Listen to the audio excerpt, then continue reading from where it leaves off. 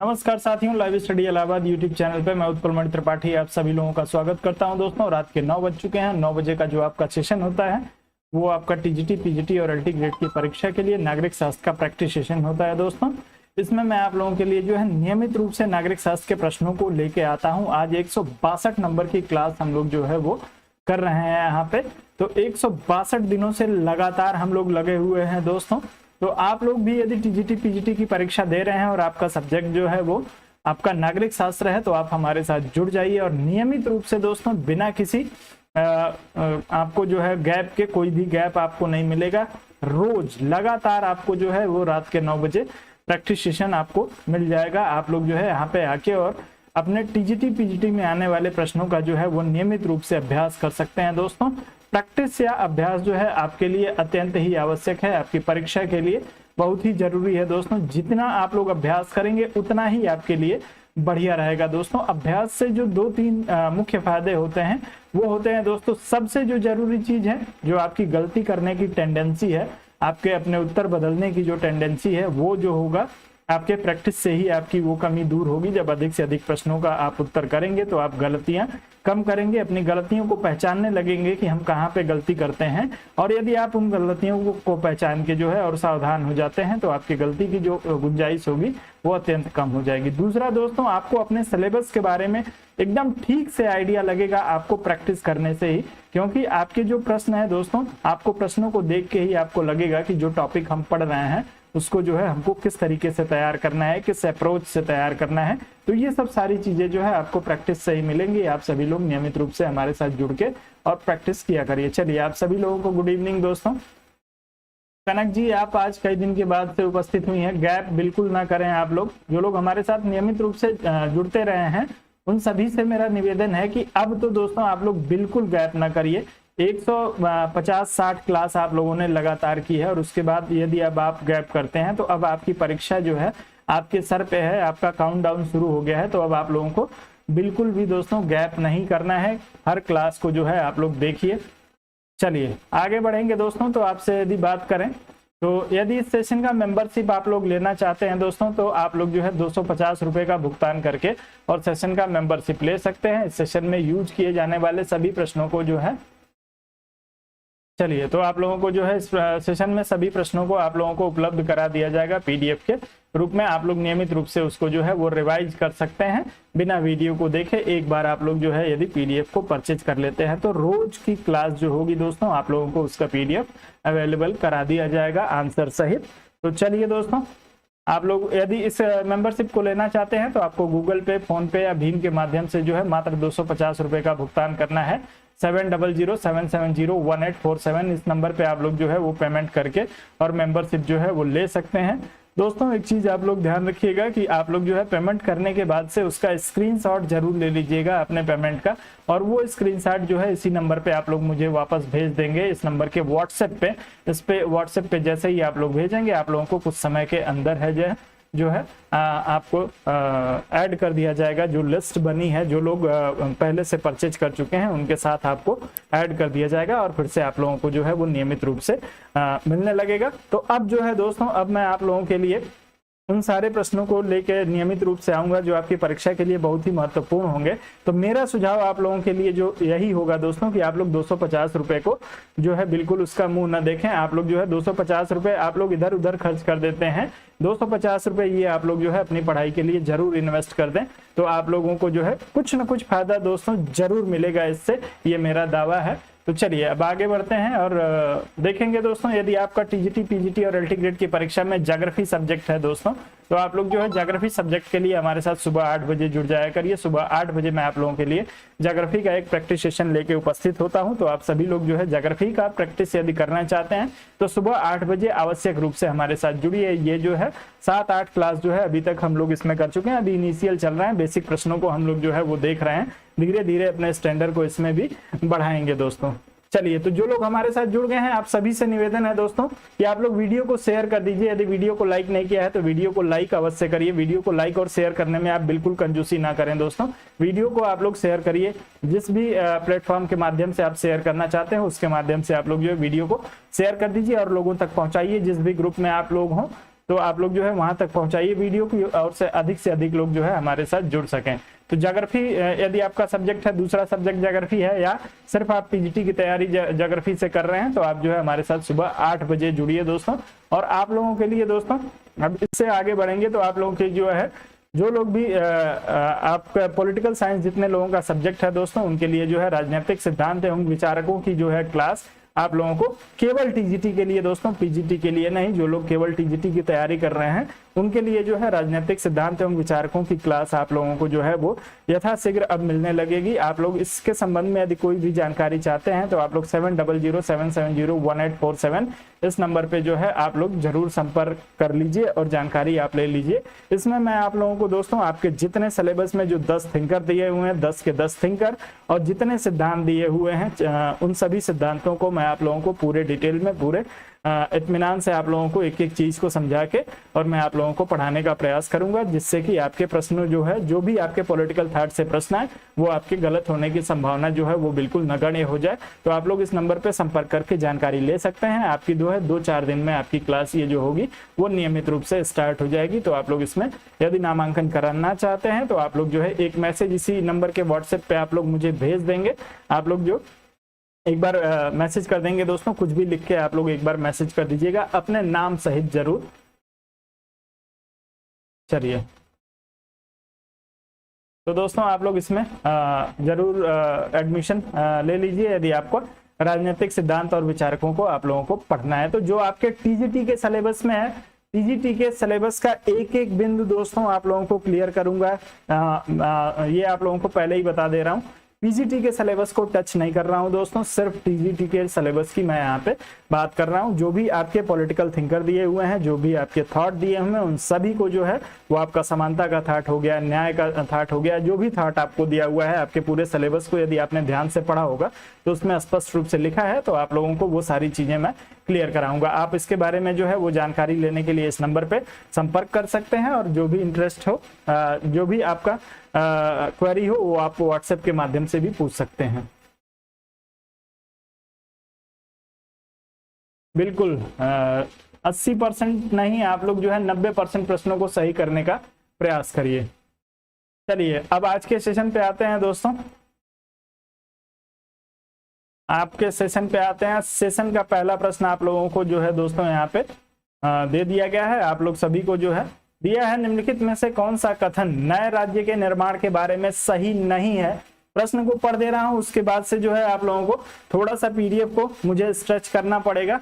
तो आप लोग प्रश्न को एक बार ध्यान से सुन लीजिए। निम्नलिखित में से कौन सा कथन राज्य के निर्माण के बारे में सही नहीं है, आप लोगों को इसका उत्तर देना है दोस्तों। अब जो है आपके थोड़ा सा साइज को एक्सटेंड कर देता हूं। अब आपको चारों विकल्प दिख रहे होंगे, तो आप लोग जो है चारों विकल्प में से किसी एक का चुनाव करके तेजी से उत्तर करने का आप सभी लोग प्रयास करेंगे दोस्तों। प्रश्न आपका था कि राज्य के निर्माण के बारे में कौन सा कथन जो है वो सही नहीं है। तो आपको नए राज्य के निर्माण के बारे में कौन सा कथन यहाँ पे गलत दिया हुआ है उसको आप लोग तेजी से पहचानने का प्रयास करिए और अपना उत्तर भेजिए। सभी लोग दोस्तों, सभी लोगों से निवेदन है, आप सभी लोग अपना उत्तर भेजें।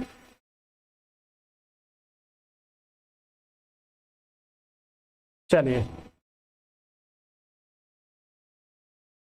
तो जैसा कि मैं देख पा रहा हूं आप लोगों का उत्तर जो है आ रहा है। इस प्रश्न में पहला विकल्प दिया है दोस्तों, संसद विधि द्वारा नए राज्य का निर्माण कर सकती है। बिल्कुल दोस्तों, संसद विधि के माध्यम से नए राज्य का निर्माण कर सकती है। इस प्रकार की विधि में संविधान की पहली अनुसूची और चौथी अनुसूची में संशोधन का प्रावधान होगा दोस्तों। पहली और चौथी अनुसूची में जो है बिल्कुल संशोधन करना पड़ेगा यदि किसी राज्य का जो है वो नाम परिवर्तित किया जा रहा है। आप लोग पहली और चौथी अनुसूची के लिए उत्तर करें। पहली और चौथी अनुसूची क्या है, कमेंट करके आप लोग बताएंगे दोस्तों।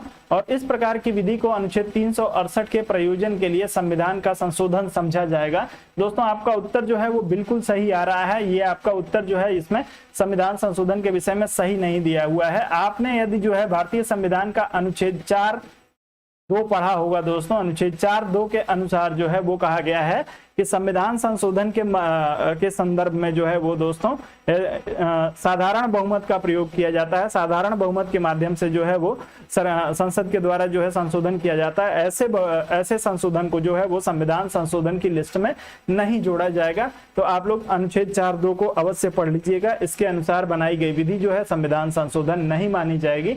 आपका उत्तर जो होगा इस प्रश्न में तीसरे विकल्प के लिए बिल्कुल सही हो जाएगा। चौथा विकल्प देख लेते हैं दोस्तों, चूंकि सही विकल्प है तो हमारा एक रिवाइज भी हो जाएगा। चौथा दिया, इस प्रयोजन के लिए विधेयक संसद में तब पूरा स्थापित नहीं किया जा सकता जब तक उसे राज्य विधानमंडल को निर्दिष्ट नहीं कर दिया गया है, जिसके क्षेत्र सीमा या नाम आदि में जो है वो परिवर्तन का प्रभाव पड़ेगा। तो आप सभी को पता है दोस्तों कि सबसे पहले जो है उस राज्य से जो है वो उस राज्य के द्वारा इस बिल को जो है वो पारित करना पड़ेगा और उसके बाद से ही जो है ये किसी राज्य के सीमा क्षेत्र आदि या नाम में परिवर्तन करने संबंधी जो अनुच्छेद 2 और 3 के तहत जो आपका परिवर्तन होता है वो तभी प्रभावी हो सकता है जब संबंधित राज्य इसकी आपको अनुमति प्रदान करता है, अर्थात संसद को अनुमति प्रदान करता है। और ध्यान रखेंगे 368 जो आपका संविधान संशोधन है दोस्तों, वो कहा गया है कि संविधान संशोधन से यदि नए राज्यों का निर्माण होगा और ऐसी कोई विधि बनाई जाएगी तो वो अनुच्छेद 4(2) के तहत जो है आपका संविधान संशोधन नहीं मानी जाएगी। आप लोग इस प्रश्न में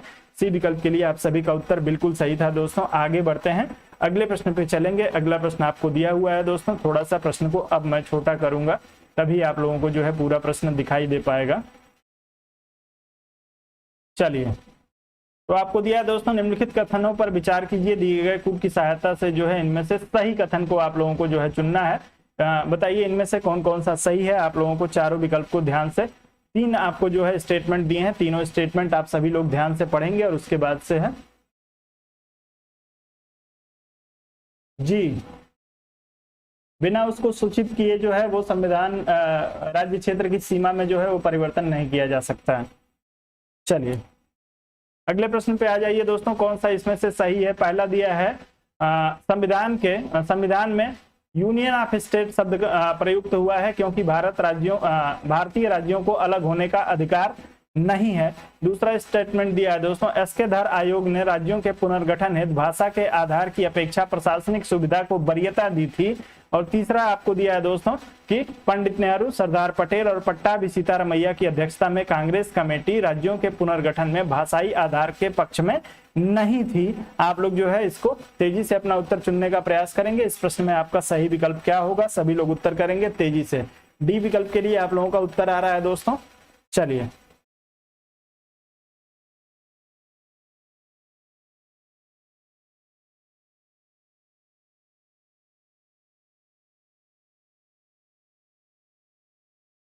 आपने पूछा था अनुमति के बाद ही संसद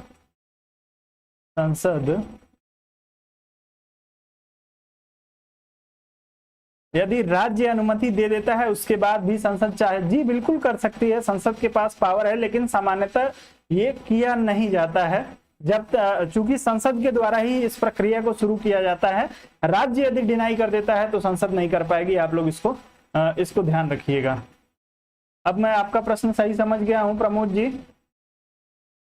चलिए, तो आपको बताना है दोस्तों, तो आपके संविधान में जो है, भारतीय संविधान में यूनियन ऑफ स्टेट शब्द का प्रयोग किया गया। भारत की जो प्रस्तावना है, आपने प्रस्तावना को ध्यान से पढ़ा होगा, तो आपका उत्तर जो होगा यूनियन ऑफ स्टेट जो है वो इसका शब्द का प्रयोग किया गया है। राज्यों का एक संघ है दोस्तों, और अब जो विनाशी राज्यों का अविनाशी संघ है, आप सभी को पता है। इसमें जो है कोई भी राज्य जो है अपनी मर्जी से अलग नहीं हो सकता है। वहीं आप अमेरिका के संविधान को देखेंगे दोस्तों, तो अमेरिकी संविधान में जो है वो राज्य को अलग होने की छूट दी गई है, लेकिन भारत के संविधान में कोई भी राज्य जो है वो भारत के से अलग नहीं हो सकता है। यूनियन ऑफ स्टेट शब्द का प्रयोग हुआ है। बिल्कुल आपका पहला स्टेटमेंट जो है वो सही दिया है। आपको दिया है एसके धर आयोग ने राज्यों के पुनर्गठन हेतु भाषा के आधार की अपेक्षा प्रशासनिक सुविधा को वरीयता दी थी। दोस्तों बिल्कुल आपके एसके धर आयोग का जो है गठन किया गया था 1956 में। आप सभी को पता है एसके धर आयोग ने जो है वो ये सुझाव दिया था कि भाषा के आधार की अपेक्षा जो है वो प्रशासनिक सुविधा के आधार पे जो है वो राज्यों का पुनर्गठन किया जाना चाहिए। तो दूसरा स्टेटमेंट भी आपका जो है वो बिल्कुल सही दिया है। और तीसरा आपको दिया है पंडित नेहरू, सरदार पटेल और पट्टाभी सीतारामैया की अध्यक्षता में कांग्रेस कमेटी राज्यों के पुनर्गठन में भाषाई आधार के पक्ष में नहीं थी। दोस्तों भाषाई आधार के पुनर्गठन में जो है वो ये लोग नहीं पक्ष में नहीं थे। बिल्कुल आपका ये भी स्टेटमेंट सही दिया है। तो यदि आप जो है सभी तीनों विकल्पों की बात कर रहे हैं तो आप सभी का उत्तर जो होगा वो बिल्कुल सही हो जाएगा, जो लोग इसमें डी विकल्प का चुनाव किए हैं। आगे बढ़ेंगे और अगले प्रश्न पे चलेंगे दोस्तों। अगला प्रश्न आपको दिया है, यदि भारतीय संघ में एक नए राज्य का सृजन किया जाना है तो संविधान की किस अनुसूची में संशोधन करना आवश्यक होगा। आप लोग तेजी से अपना उत्तर चुनने का प्रयास करेंगे। आपको 5वीं, 3री, दूसरी और प्रथम अनुसूची दिया हुआ है। आप लोग तेजी से उत्तर करने का प्रयास करेंगे। यदि किसी भारतीय संघ में नए राज्य का सृजन किया जा रहा है, ऐसी स्थिति में किस अनुसूची में संशोधन होगा, आप लोग तेजी से उत्तर करेंगे दोस्तों। चलिए चलो दोस्तों, वीडियो को लाइक करिए। आप लोग वीडियो को लाइक किए बिना ना छोड़िए और साथ में वीडियो को शेयर करिए। आप सभी से निवेदन है कि आप लोग वीडियो को शेयर कर दीजिए दोस्तों। चलिए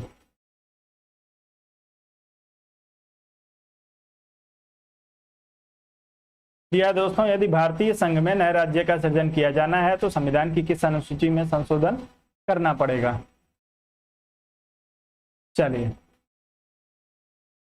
जी नहीं, अभी तीसरा प्रश्न है मोहित जी, बिल्कुल परेशान होने की जरूरत नहीं है। कल्पना जी, हिस्ट्री की क्लास नीलोत्पल सर ले तो रहे हैं शाम को 6 बजे से। मैं आज बात करूंगा, मैं पता करता हूं। संभवतः हिस्ट्री की क्लास चल रही है दोस्तों, शाम के 6 बजे आप लोगों की क्लास हिस्ट्री की चल रही है। चलिए, तो यदि किसी नए राज्य का सृजन करना है दोस्तों, तो मैंने आपको बताया था प्रथम अनुसूची में जो है संशोधन करना पड़ेगा। प्रथम अनुसूची जो है वो आपके संघ राज्य क्षेत्र के नामों का उल्लेख करती है। तो आपका, मैंने आप सभी से पूछा था पहली और चौथी अनुसूची, आप लोगों ने किसी ने भी उत्तर नहीं किया है दोस्तों। पहली और चौथी अनुसूची क्या है, 2 अनुसूचियों में जो है वो संशोधन करना पड़ता है। तो आपको जो है जब किसी नए राज्य का सृजन किया जाएगा तो ऐसी स्थिति में पहली और चौथी 2 अनुसूचियों में संशोधन करना पड़ेगा। पहली अनुसूची मैंने आप लोगों को बता दी है।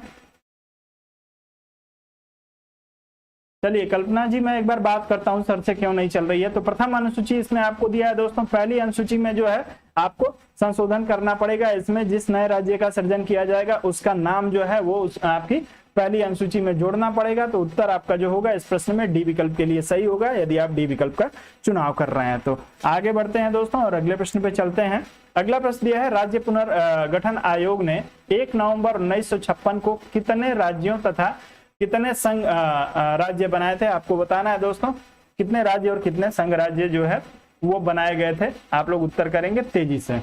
14 राज्य 6 संघ राज्य, 17 राज्य 6 संघ राज्य, 14 राज्य 8 संघ राज्य और 17 राज्य 8 संघ राज्य, आपको बताना है दोस्तों। स्टेट एंड यूनियन टेरिटरी के लिए आप लोगों को उत्तर करना है। तेजी से आप सभी लोग उत्तर करेंगे।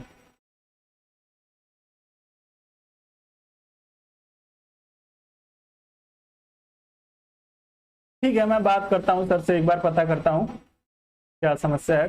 कुछ ना कुछ कोई समस्या होगी तभी जो है। चलिए, आप लोगों को, सभी लोगों को उत्तर करना है दोस्तों इस प्रश्न के लिए।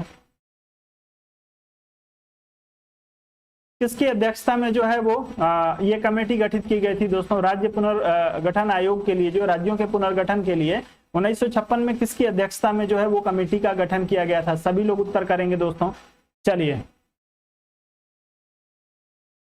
तो जो लोग दोस्तों इसमें 14 राज्यों 6 संघ राज्य की बात कर रहे होंगे, यानी 14 स्टेट और 6 यूनियन टेरिटरी, उन सभी का उत्तर जो होगा बिल्कुल सही हो जाएगा। आप लोग ए विकल्प के साथ चाहिएगा।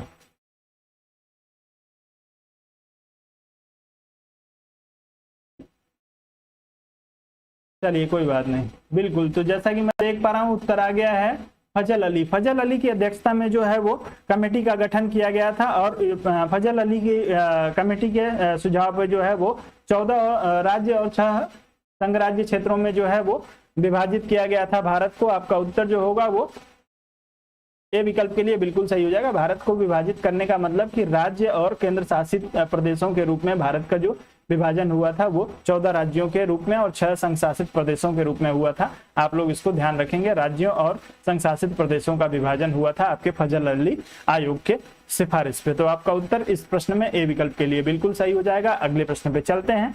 अगला प्रश्न आपको दिया है दोस्तों, किस संविधान संशोधन द्वारा दिल्ली को राष्ट्रीय राजधानी क्षेत्र का दर्जा दिया गया था। आप सभी लोग उत्तर करेंगे दोस्तों। दिल्ली को जो है वो किस संविधान संशोधन के माध्यम से जो है राष्ट्रीय राजधानी का दर्जा प्रदान किया गया। आपको इस प्रश्न के लिए जो विकल्प दिया है वो दिया है 67वां, 69वां, 68वां और 70वां। चारों विकल्प में से किसी एक का चुनाव करिए। वीडियो को लाइक कर दीजिए दोस्तों। वीडियो को लाइक करने से आपके अकाउंट बैलेंस से पैसा कट गया है क्या किसी के?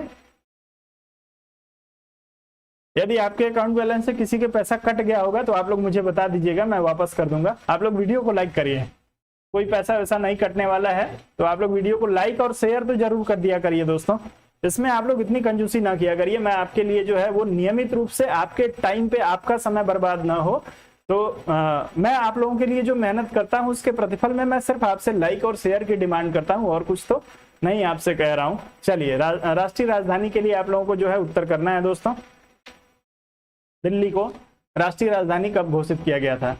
चलिए, तो जो लोग इस प्रश्न में जो है दोस्तों 69 की बात कर रहे हैं उन सभी का उत्तर जो होगा बिल्कुल सही हो जाएगा।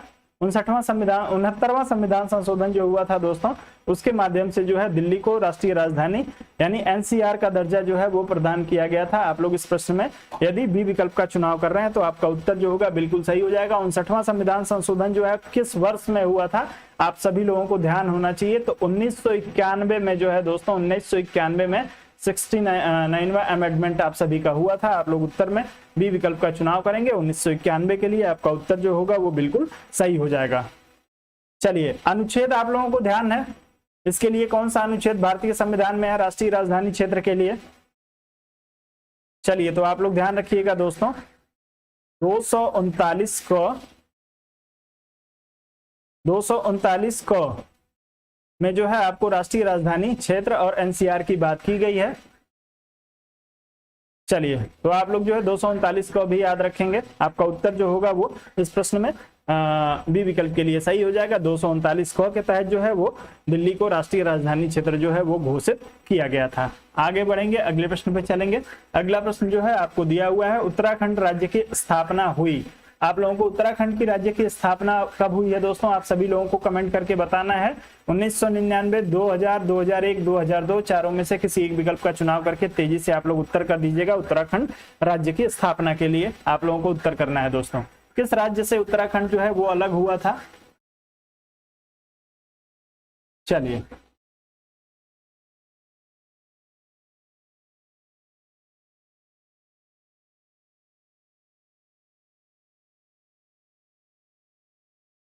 चलिए, कितने नंबर का राज्य बना था उत्तराखंड और किससे अलग हुआ था? आप लोग दोनों के लिए कमेंट करेंगे।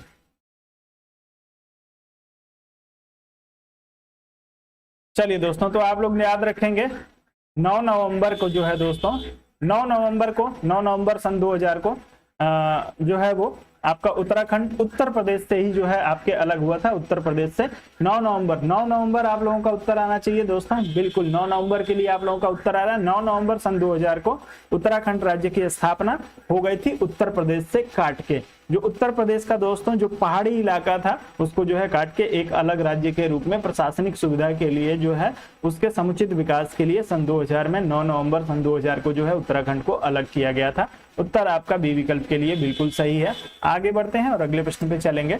अगला प्रश्न दिया है, निम्न में से एक कथन असत्य है, आपको उसी को बताना है दोस्तों। असत्य कथन का आप लोगों को इसमें से चुनाव करना है। आपको दिया है, मैसूर राज्य का नया नाम तमिलनाडु रखा गया, गोवा को दमन एवं दीव से अलग किया गया, मुंबई राज्य गुजरात एवं महाराष्ट्र में विभाजित किया गया, हिमाचल प्रदेश पहले संघ शासित प्रदेश की सूची में था। आप लोगों को इसमें से जो है वो किसी एक विकल्प का चुनाव करना है जो आपको जो है सबसे सही लगता है। सभी लोग उत्तर करेंगे दोस्तों इस प्रश्न के लिए। असत्य कथन को आपको पहचानना है।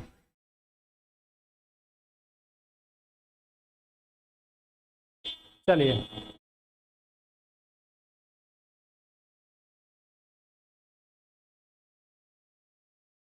चलिए पांचों रीड करा दूंगा, कोई दिक्कत नहीं है। चलिए, सभी लोग इस प्रश्न के लिए उत्तर करिए दोस्तों। आप लोगों का उत्तर जो है ए और डी विकल्प के लिए इस प्रश्न में आ रहा है। चलें,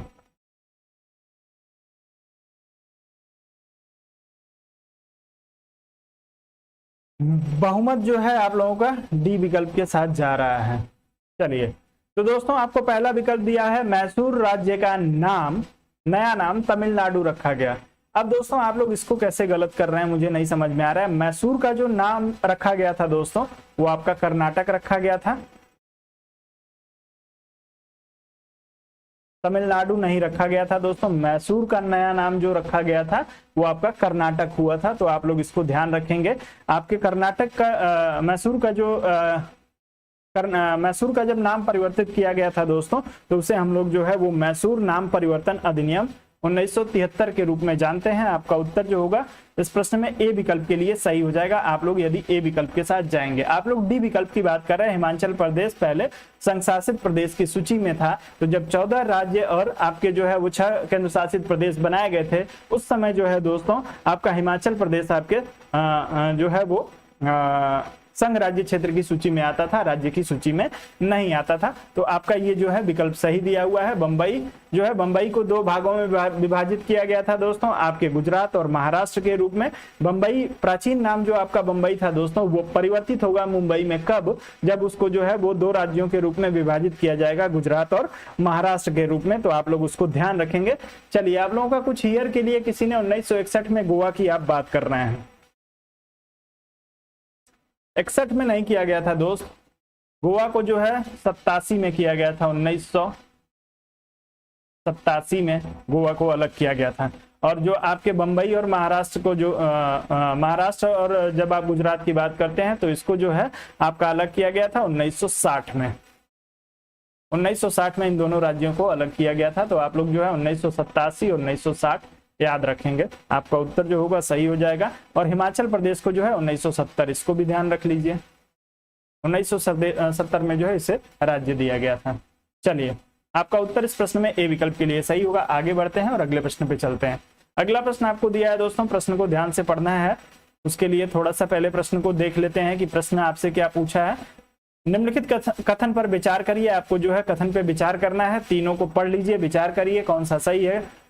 उसी के आधार पे, सही कथन के आधार पे आपको अपना उत्तर करना है दोस्तों। सभी कथन को ध्यान से पढ़िए, उत्तर करिए। पहला दिया है, नागालैंड, असम, मणिपुर, आंध्र प्रदेश, सिक्किम, मिजोरम, अरुणाचल प्रदेश तथा गोवा के प्रादेशिक मांगों को देखते हुए भारत के संविधान के में अनुच्छेद 371 ए से 371 आई अंतर्दिष्ट किए गए हैं।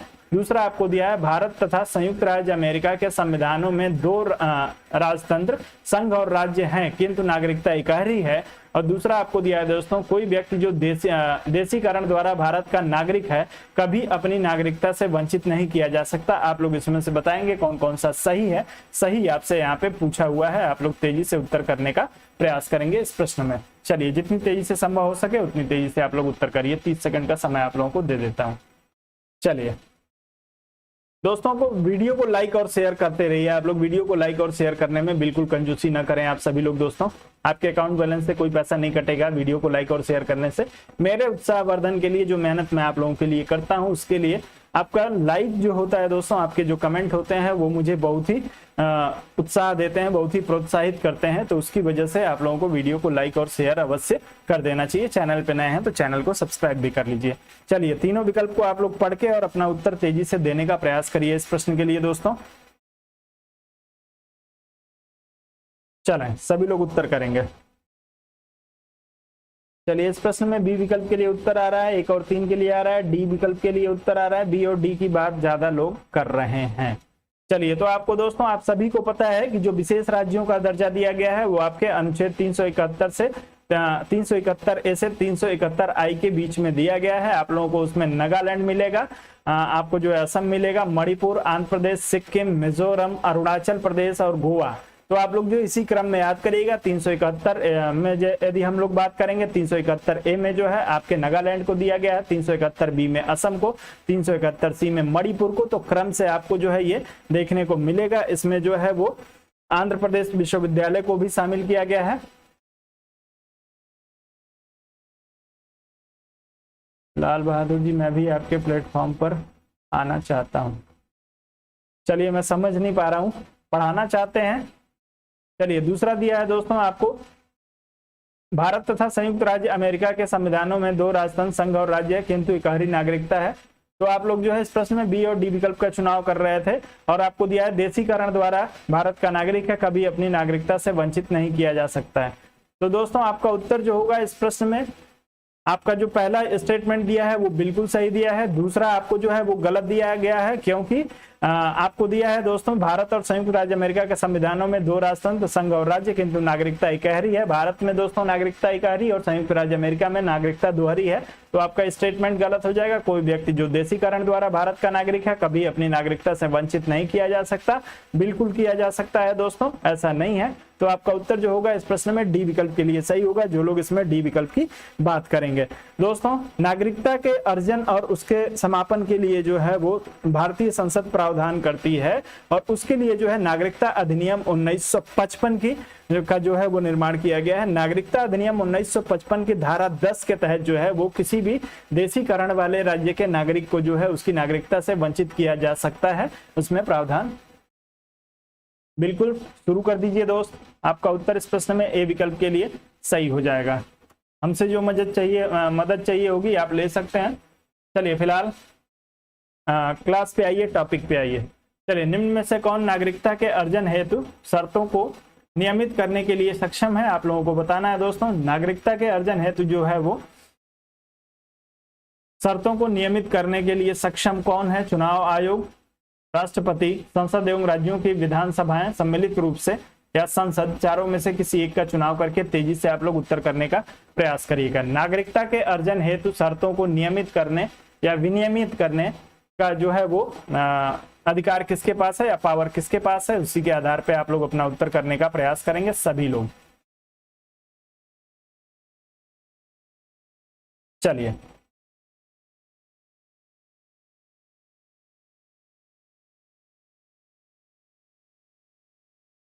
किस अनुच्छेद में ये कहा गया है? अनुच्छेद बता दीजिए। चलिए बिल्कुल, अनुच्छेद 11 के लिए आप लोगों का उत्तर आ रहा है। अनुच्छेद 11 के माध्यम से जो है भारतीय संसद को नागरिकता के अर्जन और उसके निरसन के लिए जो है वो पावर दिया गया है। आपका उत्तर इस प्रश्न में डी विकल्प के लिए बिल्कुल सही हो जाएगा, जो लोग इसमें डी विकल्प की बात कर रहे हैं।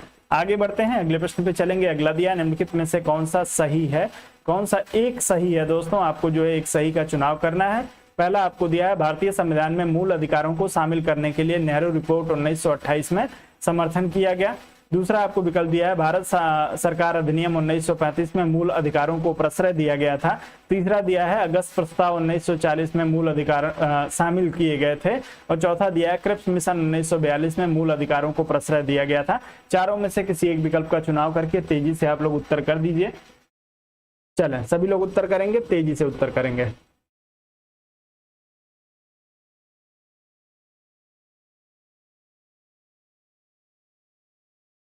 चलिए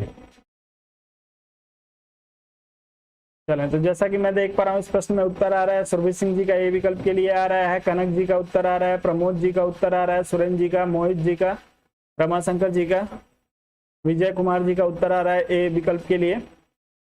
चलिए, तो दोस्तों आपको जो है यदि पहला विकल्प आप देखेंगे तो बिल्कुल सही दिया हुआ है। भारतीय संविधान में मूल अधिकारों को शामिल करने के लिए नेहरू रिपोर्ट 1928 में जो है वो समर्थन किया गया था। 1928 की रिपोर्ट में जो है मूल अधिकारों की बात की गई थी, इसकी वजह से आपका उत्तर जो होगा वो बिल्कुल सही हो जाएगा ए विकल्प के लिए। बाकी दोस्तों 1935 में भी बात नहीं की गई थी मूल अधिकारों की, न ही 1940 और न ही 1942 के क्रिप्स मिशन में। तो आपका पहला विकल्प जो होगा वो ए विकल्प के लिए आपका उत्तर जो होगा बिल्कुल सही हो जाएगा। आगे बढ़ जाते हैं, अगले प्रश्न पे चलते हैं। अगला प्रश्न दिया है, निम्नलिखित में से किसको संविधान द्वारा मौलिक अधिकारों को लागू करने की शक्ति दी गई है? मौलिक अधिकारों को लागू करने की शक्ति किसको है? भारत के सभी न्यायालयों को, संसद को, राष्ट्रपति को, सर्वोच्च न्यायालय एवं उच्च न्यायालयों को। चारों में से किसी एक का चुनाव करके तेजी से उत्तर करने का प्रयास करिएगा।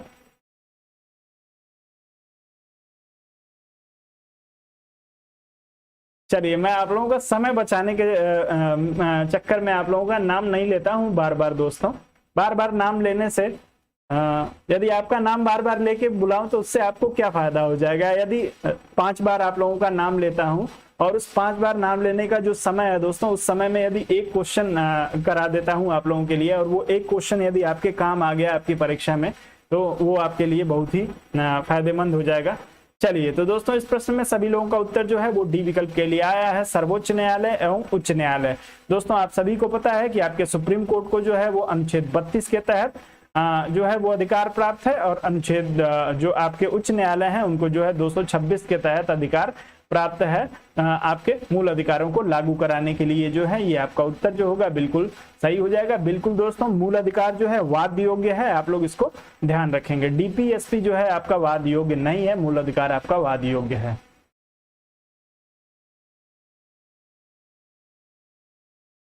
चलिए दोस्तों आगे बढ़ते हैं। बहुत सारे लोगों को देखता हूं दोस्तों, बहुत सारे लोग जो है कमेंट करते हैं इस बात के लिए कि सर मेरा नाम ले लीजिए। मेरे नाम ले लेने से दोस्तों आप कृतार्थ नहीं हो जाएंगे।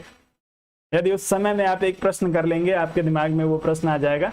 चलिए बिल्कुल, रमाशंकर जी, एनर्जी के लिए तो मैं आप लोगों के कुछ भी कर सकता हूं, तो यदि मेरे नाम लेने से आप लोगों को एनर्जी मिल रही है तो बिल्कुल आप लोगों का नाम लूंगा। अगला दिया है दोस्तों, मौलिक अधिकार कभी निलंबित नहीं किए जा सकते। प्रधानमंत्री के निर्देश से निलंबित हो सकते हैं, राष्ट्रपति की इच्छा पर निलंबित हो सकते हैं, आपातकालीन स्थिति में निलंबित किए जा सकते हैं। चारों में से किसी एक का चुनाव करके तेजी से उत्तर आप लोग करने का प्रयास करेंगे। सभी लोग उत्तर करेंगे दोस्तों।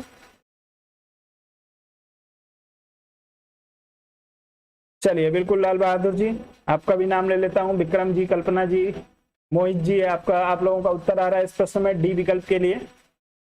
चलिए, गिरीश पांडे जी का उत्तर आ रहा है, प्रमोद जी, सुरेंद्र जी, रमाशंकर जी, सभी लोगों का उत्तर आ रहा है दोस्तों। चलिए, अब बार बार आप लोग एक ही उत्तर को बार बार लिखेंगे तो बार बार आप लोगों का आनंद सिंह जी का उत्तर आया है। चलिए, आपातकालीन स्थिति में जो है वो आपके मूल अधिकार निलंबित किए जा सकते हैं। आपातकालीन स्थिति में राष्ट्रपति के द्वारा जो है वो मूल अधिकारों को आपके निलंबित किया जा सकता है। आपके जो है अनुच्छेद 20 और 21 को छोड़ के, 20 और 21 को जो है वो छोड़ के सभी आपके मूल अधिकारों को जो है वो राष्ट्रपति निलंबित कर सकता है आपातकाल की स्थिति में। आपका डी विकल्प जो होगा दोस्तों बिल्कुल सही हो जाएगा, जो लोग इस प्रश्न में डी विकल्प की बात कर रहे होंगे। चलिए आगे बढ़ जाएं दोस्तों, अगले प्रश्न पे चलें। अगला प्रश्न दिया है दोस्तों, चलिए अब इसको थोड़ा सा और एडजस्ट करना पड़ेगा, प्रश्नों को साइज को लेके कई बार समस्या होती है।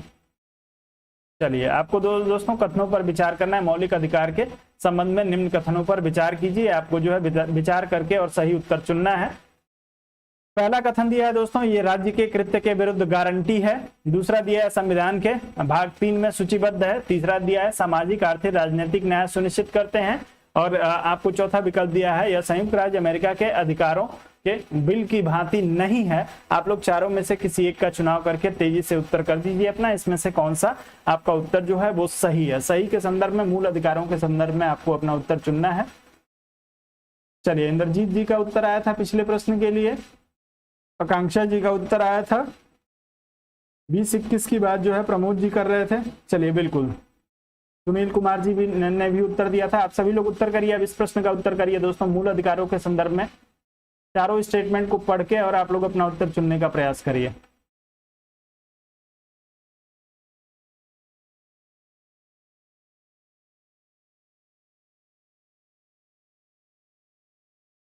चलें, सभी लोग उत्तर करेंगे दोस्तों। इतना समय आप लोगों को इस प्रश्न के लिए लग गया। चलिए, तो यह राज्य के कृत्य के विरुद्ध गारंटी है दोस्तों। बिल्कुल दोस्तों, राज्य के कृत्य के विरुद्ध आपके मूल अधिकार जो है आपकी गारंटी है, और इस गारंटी को देता है आपका सुप्रीम कोर्ट और आपका हाई कोर्ट अनुच्छेद 32 और 226 के तहत। किसी भी स्थिति में दोस्तों जब तक अपनी मर्जी से दोस्तों जो है वो राज्य आपके मूल अधिकारों का हनन नहीं कर सकता है। जब तक आपातकाल की स्थिति न हो तब तक आपके मूल अधिकारों को सीमित नहीं किया जा सकता है। तो ये गारंटी दी गई है आपको, आवश्यक रूप से आपको ये, यदि भारत के आप नागरिक हैं तो आपको आपके मूल अधिकार मिलेंगे ही मिलेंगे। ये संविधान के तीसरे भाग में है। बिल्कुल दोस्तों, भाग 3 में आपके मूल अधिकार का जो है वो उल्लेख किया गया है। तो आपका एक और दो सही है। दूसरा दिया है सामाजिक आर्थिक तथा राजनीतिक न्याय सुनिश्चित करते हैं। दोस्तों, सामाजिक आर्थिक और राजनीतिक न्याय सुनिश्चित करने के लिए जो है वो आपकी प्रस्तावना और आपका डीपीएसपी है। तो आप लोग जो है आपकी प्रस्तावना और डीपीएसपी को ध्यान रखिएगा। सामाजिक आर्थिक और राजनीतिक न्याय की बात आपके प्रस्तावना और डीपीएसपी में 2 जगह की गई है। दूसरा दिया है, अगला दिया है आपको, तो ये आपका जो होगा ये गलत हो जाएगा। यह संयुक्त राज्य अमेरिका के अधिकारों के बिल की भांति नहीं है। दोस्तों, ये संयुक्त राज्य अमेरिका का जो अधिकारों का जो घोषणा पत्र था उसी से जो है हमारे मूल अधिकार को लिया गया है, उसी की भांति है। तो आपके सिर्फ 1 और 2 आपके इस प्रश्न में सही हो जाएंगे, बाकी 3 और 4 आपके गलत हैं। तो आपका 1 और 2 जो विकल्प होगा वो बिल्कुल सही हो जाएगा। जो लोग इसमें ए विकल्प की बात कर रहे थे उन सभी का उत्तर जो होगा बिल्कुल सही हो जाएगा। आप लोग डी विकल्प के साथ न जाइए। सही आपसे पूछा था दोस्तों। आगे बढ़ते हैं, अगले प्रश्न पे चलेंगे। अगला दिया है, भारतीय संविधान के निम्नलिखित अनुच्छेद में से कौन सा विधायन सत्ता पर पूर्ण नियंत्रण लगाता है दोस्तों? किस अनुच्छेद के माध्यम से जो है विधायन सत्ता पे पूर्ण नियंत्रण लगाया गया है? अनुच्छेद 14, अनुच्छेद 15, अनुच्छेद 16 और अनुच्छेद 17, चारों में से किसी एक का चुनाव करके उत्तर आप लोग तेजी से कर दीजिए। भारतीय संविधान के निम्नलिखित अनुच्छेदों में से कौन विधायन सत्ता पर पूर्ण नियंत्रण लगाता है? आप सभी लोग उत्तर करेंगे दोस्तों इस प्रश्न के लिए तेजी से।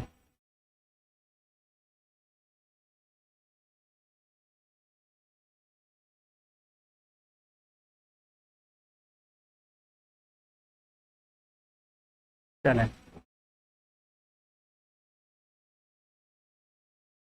चलिए दोस्तों, तो जो लोग इसमें अनुच्छेद 14 की बात कर रहे हैं उन सभी का उत्तर जो होगा बिल्कुल सही हो जाएगा। इस विधायन सत्ता पे नियंत्रण का मतलब क्या हो गया दोस्तों?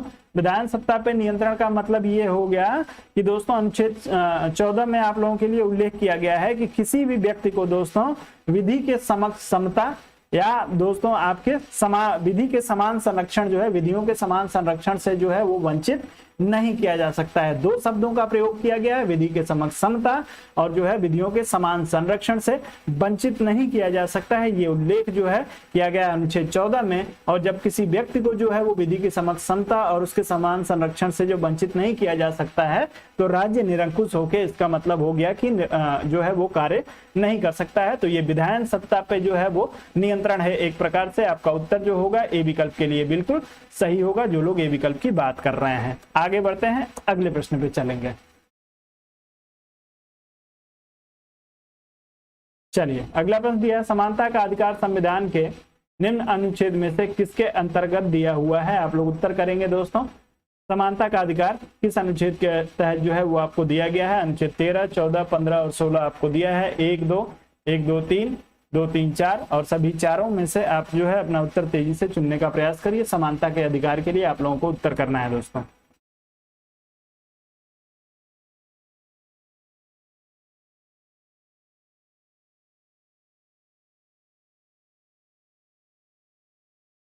चलें,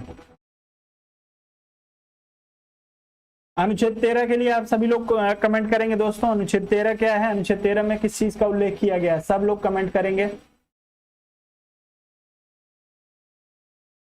चलिए, तो दोस्तों आपके 14 से लेकर 18 तक जो है आपको समानता का अधिकार मिलता है, जिसमें आपको 14, 15, 16 जो है आपको दिया हुआ है। जी बिल्कुल, 14 से 18 तक समानता का अधिकार मिलता है।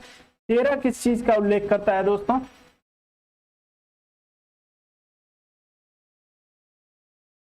चलिए, तो अनुच्छेद 13 बात करता है दोस्तों कि यदि राज्य के द्वारा कोई ऐसी विधि बनाई जा रही है जो विधि आपके मूल अधिकारों का हनन करती है तो उसको जो है उस मात्रा तक शून्य कर दिया जाएगा जिस मात्रा तक वो आपके मूल अधिकारों का हनन करती हो। ये उल्लेख जो है आपके अनुच्छेद 13 में किया गया है। 13 जो है वो आपके मूल अधिकारों को जो है वो किसी भी तरीके से क्षति ना पहुंचे उसके रोकने के लिए जो है अनुच्छेद 13 का प्रयोग किया गया है। तो आप लोग इसको ध्यान रखेंगे। आपका उत्तर जो होगा इस प्रश्न में माफ करिएगा, आपका सी विकल्प के लिए उत्तर सही हो जाएगा। 13 के लिए मैंने आप लोगों से पूछा था। राज्य शब्द को भी जो है परिभाषित किया गया है 13 में, बिल्कुल। लेकिन दोस्तों इसमें स्पष्ट किया गया है कि यदि कोई ऐसा कानून या कोई ऐसी विधि राज्य के द्वारा निर्मित की जा रही है जो नागरिकों के मूल अधिकारों का हनन करती है तो उसे उस मात्रा तक शून्य समझा जाएगा जिस मात्रा तक वो मूल अधिकारों का हनन करती हो। तो आपको जो है इसको ध्यान रखना है। आपका उत्तर इस प्रश्न में सी विकल्प के लिए सही होगा, जो लोग सी विकल्प की बात कर रहे हैं।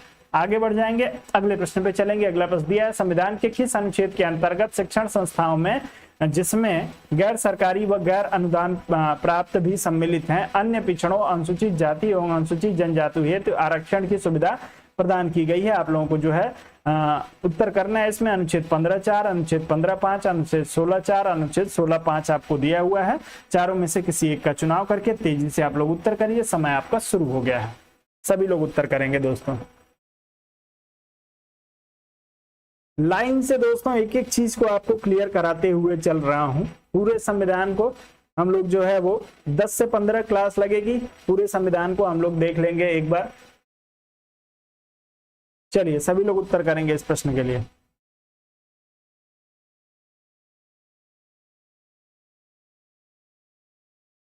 चलें, समय खत्म हो गया। आप लोगों का उत्तर नहीं आया दोस्तों। इतना क्या सोच रहे हैं इस प्रश्न में आप लोग?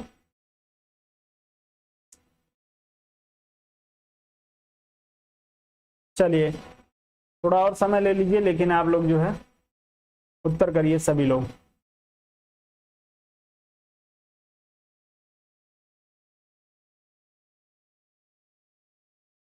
चलिए उत्तर सही नहीं आ रहा है आप लोगों का। 15-5 आप लोग देखिए, अनुच्छेद 15-5 में जो है ये आपको उपबंधित किया गया है। बी विकल्प आपका सही होगा, ए विकल्प नहीं। एकमात्र उत्तर सही आया था, किसका उत्तर सही आया था उनका नाम जरूर लेना चाहूंगा मैं। किसी एक दोस्त ने सही उत्तर किया था इस प्रश्न के लिए।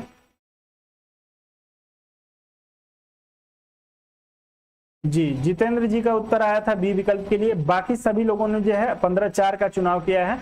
आप लोगों को स्पष्ट करना है दोस्तों 15-4 और 15-5 में क्या क्या दिया हुआ है, आप लोग कमेंट करके बताइए 15-4 और 15-5। चलिए सभी लोग उत्तर करेंगे। आप लोग इस प्रश्न में बी विकल्प के साथ जाइएगा, किसी अन्य विकल्प के साथ ना जाइए। 15-4 15-5 आप लोग जरूर एक बार देखेंगे दोस्तों। मेरा विनम्र निवेदन है आप लोगों से, बहुत ही महत्वपूर्ण अनुच्छेद है। 15-5 में जो है आपके शिक्षण संस्थाओं में जो है वो सरकारी हो या गैर सरकारी हो, उसमें आरक्षण की बात अनुसूचित जाति और अनुसूचित जनजाति के लिए की गई है। बी विकल्प आपका जो होगा वो बिल्कुल सही हो जाएगा। चलिए आगे बढ़ते हैं। 15-4 के लिए अभी तक किसी का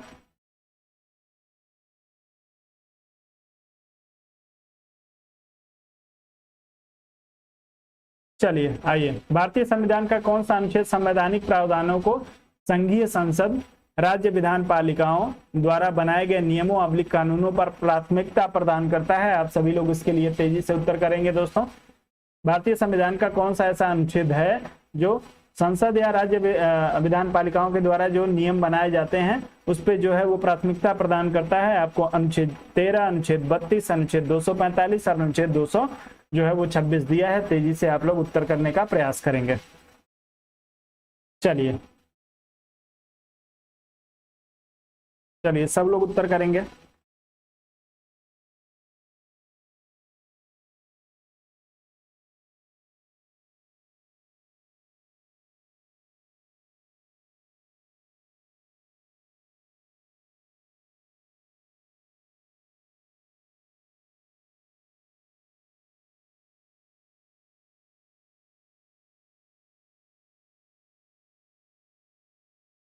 चलें दोस्तों, सी विकल्प के लिए आप लोगों का उत्तर आ रहा है इस प्रश्न में, बी विकल्प के लिए उत्तर आ रहा है। चलिए कोई बात नहीं है। तो दोस्तों यदि आप जो है इसमें ए विकल्प का फिर से चुनाव करते हैं अनुच्छेद 13 का, तभी आपका उत्तर जो होगा वो सही हो पाएगा। मैंने आपको अभी पहले ही बताया था दोस्तों कि अनुच्छेद 13 में इस बात का उपबंध किया गया है कि चाहे वो संसद के द्वारा बनाया गया कानून हो या चाहे वो आपके राज्य के द्वारा बनाया गया कोई भी कानून हो, राज्य विधान पालिका के द्वारा बनाया गया कानून हो, यदि मूल अधिकारों का वो हनन करता है तो उस मात्रा तक उसे शून्य करने की शक्ति जो है अनुच्छेद 13 में दी गई है। उसको न्यायालय के द्वारा उस मात्रा तक जो है वो शून्य किया जा सकता है। तो आप लोग अनुच्छेद 13 को प्राथमिकता दी गई है। चलिए चलिए संवैधानिक प्रावधानों को संघीय संसद या राज्य विधान पालिका द्वारा बनाए गए नियमों और कानूनों पर प्राथमिकता जो दी गई है वो अनुच्छेद 13 के तहत दी गई है। आप लोग इसमें ए विकल्प का चुनाव करिए। बेसिक से प्रश्न है दोस्तों, गलत नहीं होने चाहिए। ए विकल्प आपका सही हो जाएगा। आगे बढ़ते हैं। अगला प्रश्न दिया, निम्नलिखित में से किसने भारतीय न्यायालय को समान कार्य के लिए समान वेतन का मौलिक अधिकार निगमन करने हेतु सक्षम किया था? किस किस अनुच्छेद को जो है वो या किस किस अवधारणा को मिला के जो है आपका समान कार्य के लिए समान वेतन की का जो निर्णय है वो सुप्रीम कोर्ट के द्वारा दिया गया था? आप सभी लोग अपना उत्तर करेंगे इस प्रश्न के लिए। आपको 4 विकल्प दिया है। संविधान की प्रस्तावना में प्रयुक्त समाजवादी शब्द, दूसरा दिया है कि ए को संविधान के अनुच्छेद 14 के साथ मिलाकर पढ़ने पर, ए को संविधान के अनुच्छेद 16 के साथ मिलाकर पढ़ने पर, और ए बी सी सभी को मिलाकर पढ़ने पर। आप लोग अपना उत्तर तेजी से चुनने का प्रयास करेंगे इस प्रश्न के लिए। यदि इसके बाद कोई और अनुच्छेद इसमें शामिल होता हो तो उसका भी उल्लेख आप लोग कर दीजिएगा। चलिए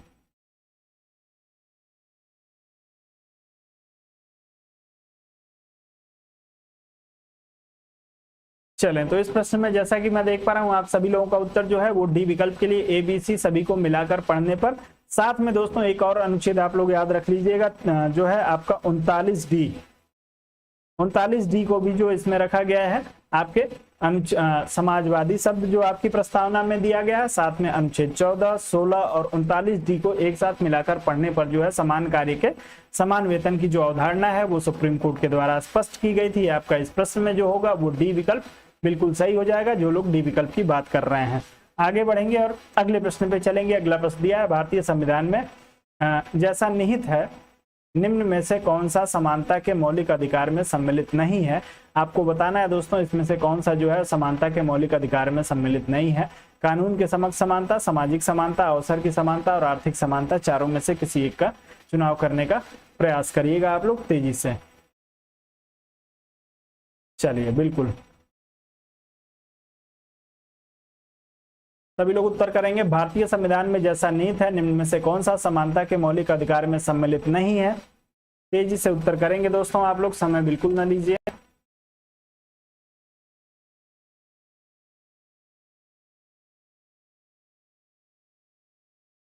चलें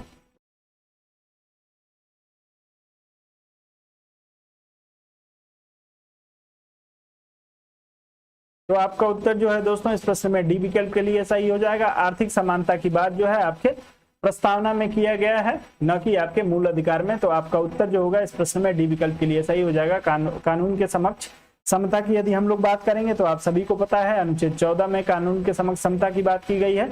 सामाजिक समानता की बात करेंगे दोस्तों तो अनुच्छेद 15 जो है आप सभी को सामाजिक रूप से सामान्य बनाता है, क्योंकि किसी भी आधार पे जो है आपके साथ भेदभाव नहीं किया जा सकता है। तो ये सामाजिक समानता का भाव आपके अनुच्छेद 15 में छिपा हुआ है। और अवसर की समानता की यदि हम लोग बात करेंगे तो अनुच्छेद 16 में जो है अवसर की समानता की बात की गई है। तो आपका उत्तर इस प्रश्न में डी विकल्प के लिए सही हो जाएगा। आर्थिक समानता की बात जो है सामाजिक, आर्थिक और राजनीतिक न्याय की बात की गई है, न कि समानता की आपके प्रस्तावना में। तो आप लोग ध्यान रखेंगे आर्थिक समानता की बात नहीं की गई है कहीं पे भी।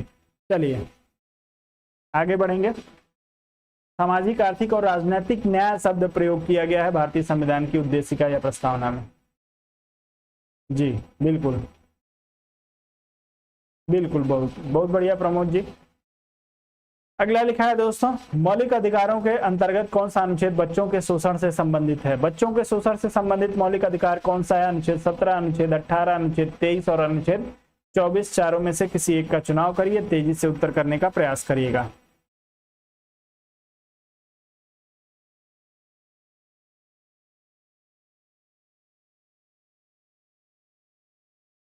चलें बहुत बढ़िया दोस्तों, आप सभी लोगों का उत्तर जो है अनुच्छेद 24 के लिए आ रहा है। तो जो लोग अनुच्छेद 24 की बात कर रहे हैं उन सभी का उत्तर जो है बिल्कुल सही हो जाएगा। अब अनुच्छेद 23 में क्या दिया हुआ है आप लोग एक बार स्पष्ट कर देंगे। चलिए बिल्कुल, अनुच्छेद 24 में जो है वो आपके बच्चों जो आप अनुच्छेद 24 जो है दोस्तों 14 वर्ष से कम के बच्चों को जो है वो जोखिम भरे कार्यों में नियोजन करने से प्रतिबंधित करता है। तो आपका अनुच्छेद 24 आपका क्लियर हो गया। आपका उत्तर जो होगा यहाँ पे 24 के लिए सही हो जाएगा। 23 की यदि हम लोग बात करेंगे दोस्तों तो इसमें जो है वो मानव बालाश्रम और आपके जो है मानव दुर्व्यवहार की बात आपके अनुच्छेद 23 में की गई है। अनुच्छेद 18 की यदि बात करेंगे दोस्तों तो इसमें उपाधियों के अंत की बात की गई है।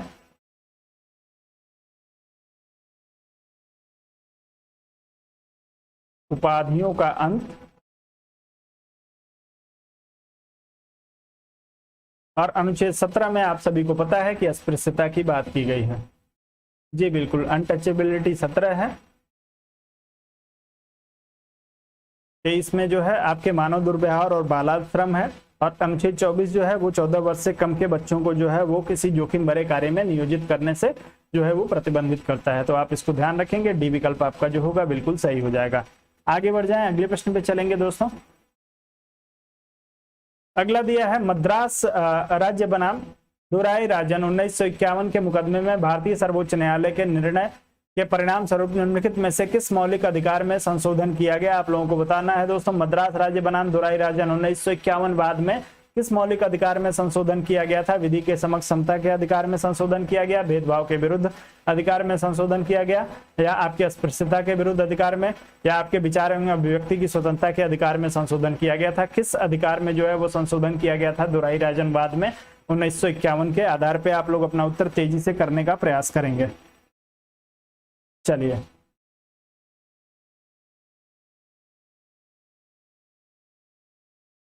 चलिए समय शुरू करता हूं, आप लोग समय से उत्तर दिया करिए। अच्छा प्रश्न है दोस्तों, सभी लोग सावधानी से उत्तर करेंगे इस प्रश्न में।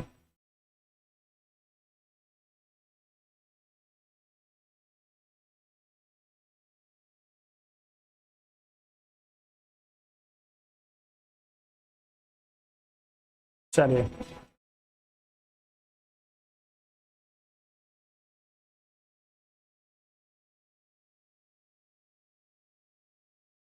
तो दोस्तों आपके दुराई राजनवाद 1951 की यदि आप बात करेंगे तो दुराई राज 1951 मद्रास राज्य बनाम दुराई राजनवाद 1951 में जो है दोस्तों भारतीय संविधान में आपके एक अनुच्छेद जोड़ा गया था, जिसे आप लोग जो है अनुच्छेद 15(4) के नाम से जानते हैं। 15(4) को जो है वो आपके भारतीय संविधान में जो है वो जोड़ा गया था, और जो आपके भेदभाव के विरुद्ध के अधिकार जो है आपका आएगा 15(4) में ही दोस्तों धर्म, जाति, मूल, वंश और लिंग के आधार पर जो है भेदभाव से प्रतिबंधित किया गया है। आपके 15(4) में अनुच्छेद जोड़ दिया गया और इसमें कहा गया दोस्तों कि सामाजिक और शैक्षणिक रूप से पिछड़े वर्गों के लिए जो है वो विशेष उपबंध किया जा सकता है। तो सामाजिक और पिछड़े वर्गों के लिए विशेष उपबंध का प्रावधान जो है आपके 15(4) में किया गया है। आप लोगों से मैंने 15(4) पूछा था, मैंने जानबूझ के वहां पे क्लियर नहीं किया था, क्योंकि ये प्रश्न जो है मैंने आप लोगों को बताया था, आप लोगों ने किसी ने भी 15(4) के लिए उत्तर नहीं किया था। 15(4) में ये कहा गया है दोस्तों कि शैक्षणिक और सामाजिक रूप से पिछड़े वर्गों के लिए जो है विशेष उपबंध है। और 15(5) की जब हम लोग बात करेंगे तो शिक्षण संस्थाओं से संबंधित, आरक्षण से संबंधित वो आपका 15(5) है। तो 15(4) और 15(5) अब आप लोगों को जो है क्लियर हो जाना चाहिए। चलिए 15(4) और 15(5) आप सभी लोगों को क्लियर हो गया। भेदभाव के विरुद्ध आरक्षण जो है अधिकार जो है आपको अनुच्छेद 15 में दिया गया है, और 15(4) जो है वो आपके जो है वो चमकम दुराई राजनवाद के बाद से जो है वो भारतीय संविधान में जोड़ा गया था। आपका उत्तर इस प्रश्न में बी विकल्प के लिए सही हो जाएगा, जो लोग बी विकल्प की बात करेंगे। आगे बढ़ जाए, अगले प्रश्न पे चलेंगे। अगला प्रश्न जो है दिया है दोस्तों, अनुसूचित जाति तथा अनुसूचित जनजाति के को किस अनुच्छेद के अंतर्गत मौलिक सामाजिक, आर्थिक, राजनीतिक तथा सांस्कृतिक अधिकार दिया गया है। आप लोगों को बताना है दोस्तों अनुसूचित जाति के लोगों को जो है दोस्तों सामाजिक, आर्थिक, राजनीतिक और सांस्कृतिक अधिकार जो है वो किस अनुच्छेद के तहत मिला है। आप लोगों को अनुच्छेद 20, 19, 18 और 17 में से किसी एक का चुनाव करना है और तेजी से उत्तर करना है। समय शुरू हो गया है आपका।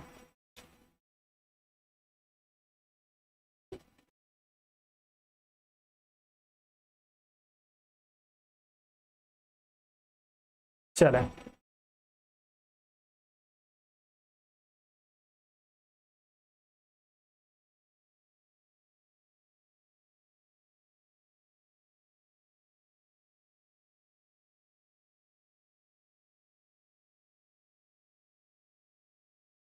चलिए, तो ये जो है दोस्तों आपके अनुच्छेद 17, आपका उत्तर जो होगा इस प्रश्न में डी विकल्प के लिए बिल्कुल सही हो जाएगा, जो लोग डी विकल्प की बात कर रहे हैं।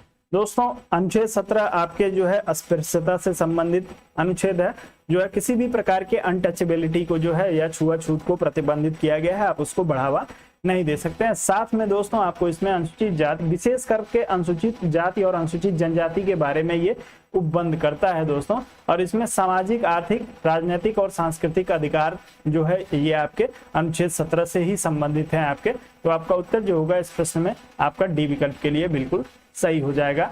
आप जो है किसी भी अनुसूचित जाति को उसकी सामाजिक स्थिति, उसकी आर्थिक स्थिति, उसकी राजनीतिक और सांस्कृतिक गतिविधि के आधार पे जो है उसको अनटचेबल नहीं बना सकते हैं। ये अनुच्छेद 17 इस चीज का, इस बात की गारंटी देता है। आपका उत्तर डी विकल्प के लिए सही हो जाएगा। आगे बढ़ जाएंगे, अगले प्रश्न पे चलेंगे। अगला प्रश्न दिया है, भारत का संविधान स्पष्टता प्रेस की आजादी की व्यवस्था नहीं करता है, किंतु यह आजादी अंतर्निहित है। अनुच्छेद, किस अनुच्छेद में जो है प्रेस की स्वतंत्रता की आजादी अंतर्निहित है, आप लोगों को बताना है दोस्तों। अनुच्छेद 1(a) या अनुच्छेद 1(a) या अनुच्छेद 1(a)(b), अनुच्छेद माफ करिएगा, अनुच्छेद 19(1)(a), 19(1)(b), 19(1)(c) और 19(1)(d) आपको 4 दिया है। प्रेस की स्वतंत्रता के लिए आपको जो है किसी एक का चुनाव करना है, तेजी से अपना उत्तर चुनने का प्रयास करिएगा। माफ करिएगा दोस्तों, स्पष्ट रूप से इसका जो है उल्लेख भारतीय संविधान में नहीं है प्रेस की स्वतंत्रता का, फिर भी आपको दिया है।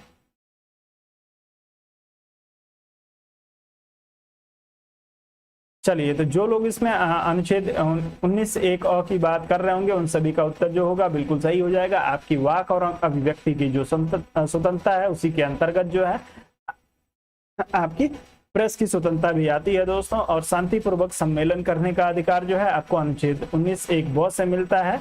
अनुच्छेद 19(1) स की यदि बात करेंगे तो इसमें जो है संघ बनाने का अधिकार आपको दिया गया है। और जो है अनुच्छेद 19(1) द की यदि आप बात करेंगे तो अबाध रूप से पूरे देश में भ्रमण करने का अधिकार आपके 19(1) द के तहत दिया गया है।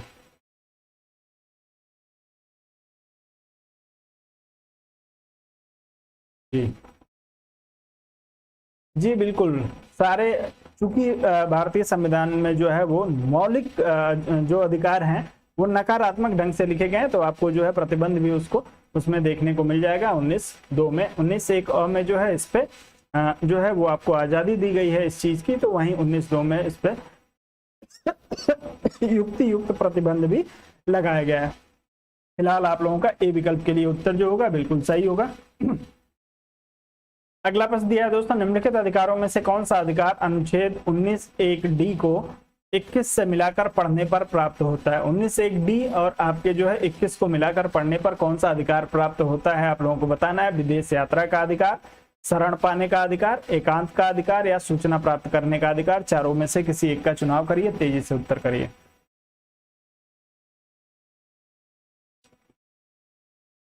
मूल संविधान मूल अधिकार को आज खत्म कर दूंगा दोस्तों। जो भी टेढ़े मेढ़े जितने मूल अधिकार से प्रश्न आपके पूछे जाते रहे उन सबको आज जो है मैंने शामिल कर लिया है।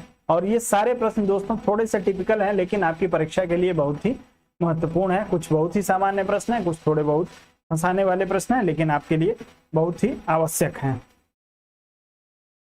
चलिए,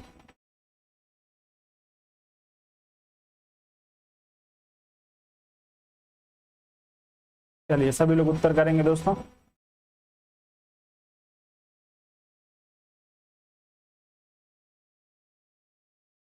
मेनका गांधी बनाम नहीं है दोस्तों, मेनका गांधी बाद में नहीं। चलिए, आपको दोस्तों 19(1) डी और अनुच्छेद 21 को मिलाकर पढ़ने पे जो है दोस्तों आपको एकांत का अधिकार मिलता है। एकांत के अधिकार की बात जो है ये की गई है, सुप्रीम कोर्ट ने अपनी व्याख्या में इस चीज को स्पष्ट किया। 19(1) डी जो है अबाध रूप से आपको पूरे देश में संचरण का अधिकार देता है और वही जो है वो आपके जीवन का अधिकार आपके अनुच्छेद 21 में है। और इन दोनों को एक साथ मिलाकर जो है वो आपके एकांत का अधिकार निर्मित होता है। और ये जो है दोस्तों आपको खड़क सिंह बनाम उत्तर प्रदेशवाद और जो है आपके गोविंद बनाम मध्य प्रदेशवाद, ये दो वाद थे जिसमें इसको एकांत के अधिकार को स्पष्ट किया गया था सुप्रीम कोर्ट के द्वारा। तो आपका उत्तर जो होगा इस प्रश्न में सही हो जाएगा। चलिए, आप लोग जो इस प्रश्न में सी विकल्प के साथ जाइएगा, सी विकल्प आपका बिल्कुल सही होगा। आप लोग याद रखेंगे खड़क सिंह और आपका जो है वो मोहन, दोनों को नाम आप लोगों को मोहन कह रहा हूँ, गोविंद। खड़क सिंह बनाम उत्तर प्रदेश, गोविंद बनाम जो है वो आपके मध्य प्रदेश। इन दोनों में जो है वो आपको एकांत के अधिकार को स्पष्ट किया गया था आपके 19(1) डी और 21 को मिलाकर यहाँ पे मिलता है। चलिए, आपका उत्तर सी विकल्प के लिए सही होगा। आगे बढ़ जाएं। इसमें और भी बहुत सारे अधिकारों की बात की गई थी दोस्तों, पानी पीने का अधिकार, सांस लेने का अधिकार, सबको इसमें स्पष्ट किया गया था। चलिए, वो सब आपके मूल अधिकार के अंतर्गत आते हैं। आपको पानी पीने से, आपको सांस लेने से, आपको सोने से कोई रोक नहीं सकता है। अब इसका मतलब ये नहीं है कि कल सुबह आपको कोई उठाए तो आप जो है लगिएगा उसके ऊपर मुकदमा करने।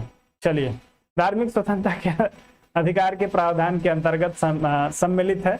आपको बताना है दोस्तों, इस प्रश्न में से किसी एक विकल्प का चुनाव करना है। धार्मिक स्वतंत्रता के अधिकार के प्रावधान के अंतर्गत सम्मिलित है, कौन सा सम्मिलित है इसमें से? तेजी से 100 आप लोग जो है एक विकल्प का चुनाव करिए, चारों को मिला के पढ़िए आप लोग। पहले धर्म प्रचार करने का अधिकार है, सिखों को कृपाण धारण करने एवं रखने का अधिकार, राज्यों को समाज सुधार विधि निर्माण का अधिकार और धार्मिक निकायों के लोगों का धर्म परिवर्तन कराने का अधिकार। चारों में से किसी एक विकल्प का चुनाव करिए और तेजी से उत्तर कर दीजिएगा आप लोगों को दोस्तों। चलें, सभी लोग उत्तर करें दोस्तों। आप लोग वीडियो को लाइक जरूर कर दिया करिए। बहुत सारे लोग वीडियो को देखते हैं लेकिन आप लोग वीडियो को लाइक नहीं करते हैं। वीडियो को आप लोग जरूर लाइक कर दिया करिए दोस्तों, वीडियो को बिना लाइक किए आप लोग ना छोड़ा करिए। चलिए, सभी लोग वीडियो को लाइक करते हैं। जो लोग अभी तक वीडियो को लाइक नहीं किए हैं, यदि चैनल को सब्सक्राइब नहीं किया है तो चैनल को भी सब्सक्राइब कर लीजिए। तो दोस्तों धार्मिक स्वतंत्रता के अंतर्गत जो है आप सभी को जो है धर्म प्रचार करने का अधिकार मिलता है। आप अपने धर्म का प्रचार प्रसार कर सकते हैं बाद रूप से।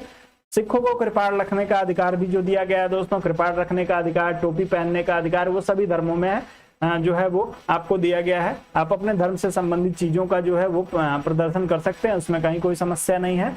और राज्य को जो है समाज सुधार विधि निर्माण का, समाज सुधार के संदर्भ में है, राज्य चाहे तो कोई विधि बना सकती है। उसी के आधार पे जो है आप सभी ने अभी देखा होगा हाल फिलहाल में जो है वो उत्तर प्रदेश की योगी गवर्नमेंट के द्वारा जो है वो धार्मिक स्थलों पे लाउड स्पीकर तेज साउंड में बजाने से जो है वो रोकने संबंधित जो है वो एक नियम बना दिया गया। अब जो है आप यदि स्पीकर बजा रहे हैं तो आपके प्रांगण से बाहर उसका आवाज नहीं हो जाना चाहिए। तो आपका 1 2 3 आपको दिया है, सही है बिल्कुल। धार्मिक निकाय के लोगों को धर्म परिवर्तित कराने आपको दिया है दोस्तों, आप लोग ध्यान रखेंगे, इसमें आपको कराने शब्द का प्रयोग दिया गया है।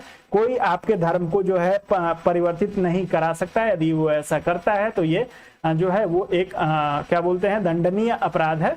आप स्वैच्छिक रूप से जो है अपने धर्म परिवर्तन करने के लिए स्वतंत्र है। आप किसी भी धर्म का आचरण कर सकते हैं, किसी भी धर्म को स्वीकार कर सकते हैं, लेकिन आप लोग जो है दोस्तों आपके धर्म को कोई दूसरा व्यक्ति जो है उसको परिवर्तित नहीं करा सकता है, चाहे वो आपके माता ही पिता क्यों ना हो। तो किसी को भी आपके धर्म को परिवर्तित कराने का अधिकार नहीं है। तो आपका जो होगा ये आपका गलत हो जाएगा। तो आपको जो है 1 2 3 सिर्फ आपको ए विकल्प में दिया है, आपका उत्तर ए विकल्प के लिए बिल्कुल सही हो जाएगा, जो लोग इसमें ए विकल्प की बात कर रहे होंगे। अगले प्रश्न पे चलेंगे और अगला प्रश्न आपको दिया है दोस्तों कि संविधान के किस अनुच्छेद के अंतर्गत सिखों द्वारा जो है कृपाण धारण करना धार्मिक स्वतंत्रता का अंग माना गया है। सिखों को कृपाण धारण करने का अधिकार भारतीय संविधान का कौन सा अनुच्छेद देता है?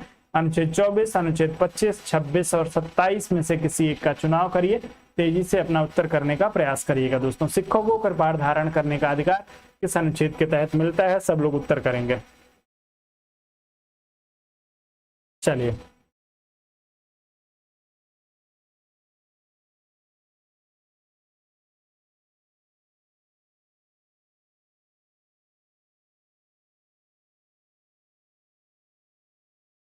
मेरी तरफ से नेटवर्क प्रॉब्लम है।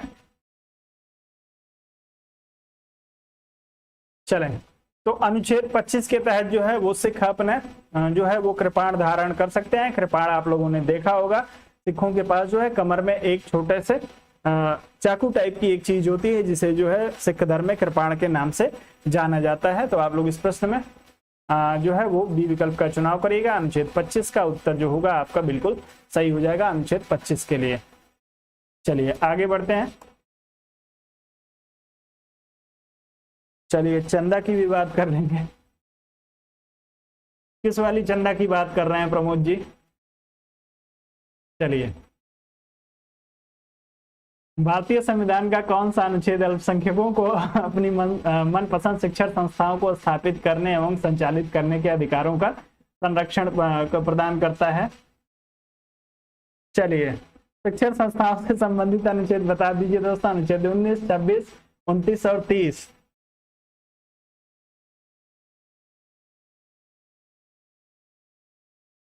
चलिए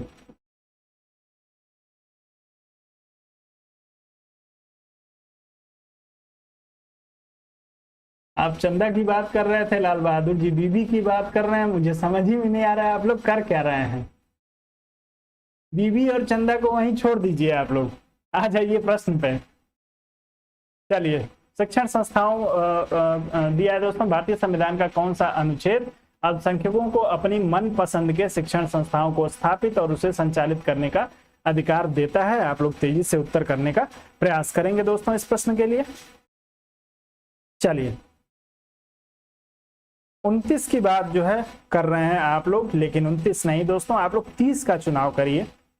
शिक्षण संस्थाओं की स्थापना और उसका संचालन जो है वो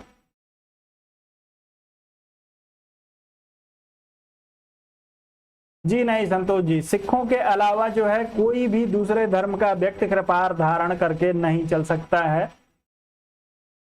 चलिए सिर्फ जो है ये सिखों को अधिकार दिया गया है। आपके 30 में जो है वो शिक्षण संस्थाओं की स्थापना और उसे संचालित करने का अधिकार दिया गया है। अच्छा उत्थान के लिए चंदा की बात करें, अरे मैं समझ रहा हूं, कोई बात नहीं है। चलिए आपका उत्तर 30 के लिए, अनुच्छेद 30 के लिए बिल्कुल सही हो जाएगा दोस्तों। अनुच्छेद 19 आप लोगों को, सभी लोगों को पता है कि आपके जो है ये स्वतंत्रता का अधिकार आपके 19 में दिया गया है। चलिए कोई बात नहीं है। अरे यार आप लोग तो नाराज ही हो गए, नाराज ना होइए आप लोग बीबी चंदा की भी बात करेंगे तो कोई समस्या नहीं है, थोड़ा सा। चलिए आगे बढ़ते हैं। अगला प्रश्न दिया है दोस्तों, निम्नलिखित में से किसे को नागरिकों के मौलिक अधिकारों का रक्षक तथा भारत के संविधान का अभिभावक, रक्षक और अभिभावक दोनों आपसे पूछा गया है दोस्तों, किसको माना जाता है? संसद को, महान्यायवादी को, उच्चतम न्यायालय को या आपके राष्ट्रपति को? चारों में से किसी एक का चुनाव करिए, तेजी से उत्तर करिए।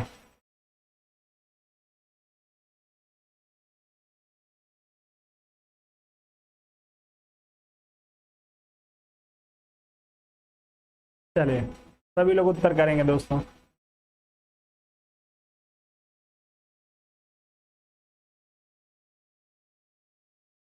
संसद का माफ करिएगा, मौलिक अधिकारों का संरक्षक एवं अभिभावक किसे माना गया है? चलिए, तो आपके मौलिक अधिकारों का संरक्षक और आपका अभिभावक जो है संविधान का, वो आपके जो है वो उच्चतम न्यायालय को या सुप्रीम कोर्ट को कहा जाता है। आपका उत्तर जो होगा बिल्कुल सही हो जाएगा। आपका संरक्षण का जो कार्य करता है आपके मौलिक अधिकारों के, वो अनुच्छेद 32 के तहत करता है। और साथ में दोस्तों संविधान का अभिभावक जो है दोस्तों क्यों कहा जाता है? क्योंकि ये इसकी व्याख्या करता है। तो दोस्तों व्याख्या करने की वजह से जो है संविधान की व्याख्या कहीं पे भी यदि कुछ अस्पष्ट है तो वो स्पष्ट करेगा। आपका सुप्रीम कोर्ट या हाई कोर्ट भी कर सकता है। तो आपके जो है यदि संरक्षक पूछा जाए, सिर्फ संरक्षक पूछा जाए दोस्तों, और आपके विकल्प में जो है सुप्रीम कोर्ट और हाई कोर्ट दोनों दिया हो, तो आप लोग जो है दोनों वाले विकल्प का चुनाव करिएगा। लेकिन यदि संरक्षक और अभिभावक दिया हो दोस्तों, तब आप लोग जो है वो उच्चतम न्यायालय का ही चुनाव करेंगे। उत्तर आपका सी विकल्प के लिए सही हो जाएगा।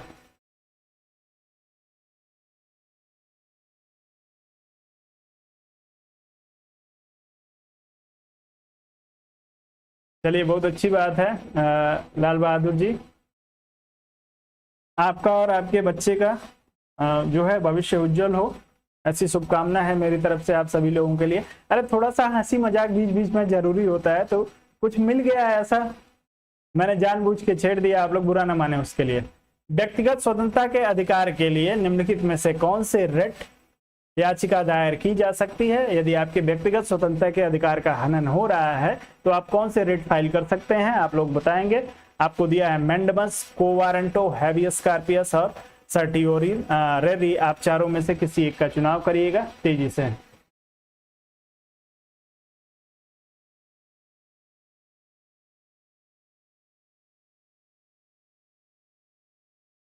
चलें सब लोग उत्तर करेंगे।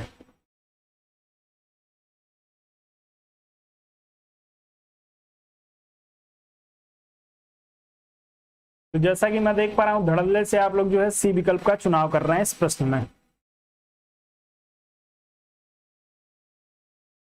हैबियस कार्पस को और किस नाम से जानते हैं? हिंदी में इसका नाम क्या है दोस्तों हैबियस कार्पस का? चलिए बिल्कुल, तो प्रमोद जी का उत्तर आ गया है दोस्तों इस प्रश्न के लिए, सी विकल्प के लिए। हैबियस कार्पस दोस्तों यदि आपके व्यक्तिगत अधिकारों का हनन हो रहा है, व्यक्तिगत अधिकारों के हनन का जो आस है वो क्या है? आपको जो है बंदी बना लिया गया है। आपको यदि बंदी बना लिया गया है या पुलिस ने आपको गिरफ्तार कर लिया है, ऐसी स्थिति में आप जो है सुप्रीम कोर्ट में जो है हैबियस कार्पस के लिए जो है वो अपील कर सकते हैं। और वहां पे सुप्रीम कोर्ट या हाई कोर्ट दोनों दोस्तों, चलिए तो आपके जो है हैबियस कार्पस के माध्यम से या बंदी प्रत्यक्षीकरण के माध्यम से जो है वो सुप्रीम कोर्ट या हाई कोर्ट जो है वो आपको सशरीर वहां पे प्रस्तुत करने के लिए जो है आदेश दे सकता है पुलिस को। आपका उत्तर जो होगा इस प्रश्न में सी विकल्प के लिए सही हो जाएगा। जो लोग बंदी प्रत्यक्षीकरण की बात कर रहे होंगे, उत्तर आपका बिल्कुल सही है। आगे बढ़ते हैं, अगले प्रश्न पे चलेंगे। अगला दिया है, किस वाद में संसद को मौलिक अधिकारों में संशोधन का अधिकार दिया गया? दोस्तों मौलिक अधिकारों में संसद का संशोधन को जो है वो, संसद को मौलिक अधिकारों में संशोधन का अधिकार किस वाद में दिया गया था? आपके केशवानंद भारती वाद, राजनारायण बनाम इंदिरा गांधी वाद, गोलकनाथ वाद या सज्जन कुमार वाद? चारों में से किसी एक का चुनाव करिए, तेजी से उत्तर करिएगा।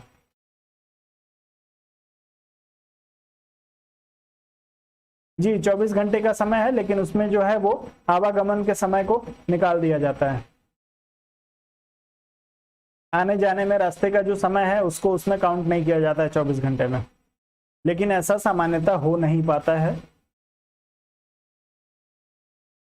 क्योंकि लोगों में जागरूकता का अभाव है। सभी लोग उत्तर करेंगे इस प्रश्न के लिए दोस्तों। संसद को मौलिक अधिकारों में संशोधन का अधिकार किस वाद के तहत दिया गया था दोस्तों? तो जो लोग इसमें केशवानंद भारती बनाम केरल राज्य की बात कर रहे होंगे उन सभी का उत्तर जो होगा बिल्कुल सही हो जाएगा। केशवानंद भारती बनाम केरल राज्य में जो है आपके मूल ढांचे का भी सिद्धांत स्पष्ट किया गया था। मौलिक अधिकार में संशोधन करने का अधिकार सुप्रीम कोर्ट को दिया गया था, लेकिन दोस्तों इसमें स्पष्ट किया गया था कि जो संविधान की मूल भावना है उसके साथ कोई भी छेड़छाड़ नहीं होनी चाहिए। 1973 का ये आपका वाद है। आपका उत्तर जो होगा बिल्कुल सही हो जाएगा। केशवानंद भारती बनाम केरल राज्य में जो है यह स्पष्ट किया गया है, ये विकल्प सही है। आगे बढ़े, अगले प्रश्न पे चलते हैं दोस्तों। अगला प्रश्न आपको दिया, निम्नलिखित में से कौन सा मूल अधिकार भारतीय संविधान में नागरिकों को नहीं दिया गया है? आपको बताना है दोस्तों इसमें से कौन सा अधिकार आपके भारतीय संविधान में नागरिकों को नहीं दिया गया है। जी चलिए, संवैधानिक प्रतिकार का अधिकार, संपत्ति का अधिकार, शांतिपूर्वक एकत्र होने का अधिकार, देश भर में आजादी के साथ आने जाने का अधिकार, चारों में से किसी एक का चुनाव करिए।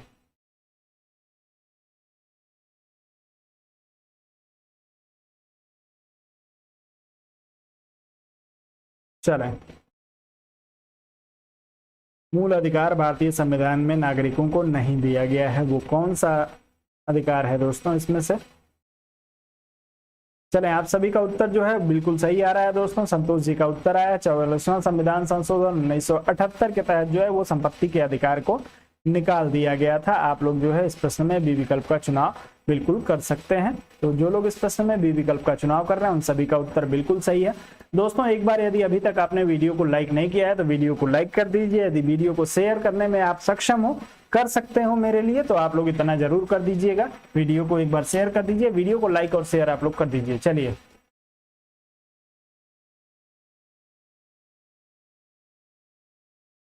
जी बिल्कुल 300A में इसको जो है वो आपके वैधानिक अधिकार के रूप में उसको जो है सम्मिलित कर दिया गया, संपत्ति के अधिकार को। आ जाइए, भारत में रहने वाला ब्रिटिश नागरिक दावा नहीं कर सकता है। किस चीज का दावा नहीं कर सकता है?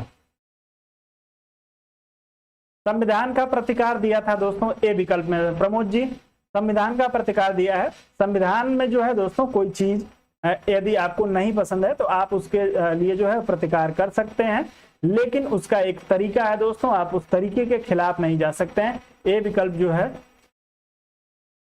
ए विकल्प के साथ आप लोग बिल्कुल ना सोचिएगा। संविधान का प्रतिकार बहुत सारे लोग करते हैं, बहुत सारी चीजों को जो है वो कई बार मानने से आप जो है मना करते हैं, उसके लिए आपको दंडित किया जाता है।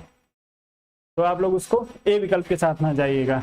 आपका जब संपत्ति का अधिकार दिया है जो आपके मूल अधिकार की श्रेणी में नहीं है तो आपको उस पर विचार ही नहीं करना है। चलिए, आपको दिया है दोस्तों व्यापार और व्यवसाय की स्वतंत्रता का अधिकार, विधि के समक्ष समता का अधिकार, जीवन और व्यक्तिगत स्वतंत्रता की सुरक्षा के अधिकार और धार्मिक स्वतंत्रता का अधिकार। चारों में से किस अधिकार को जो है वो किसी ब्रिटिश नागरिक को कौन सा इसमें से नहीं मिलेगा? आप लोग उत्तर करेंगे दोस्तों।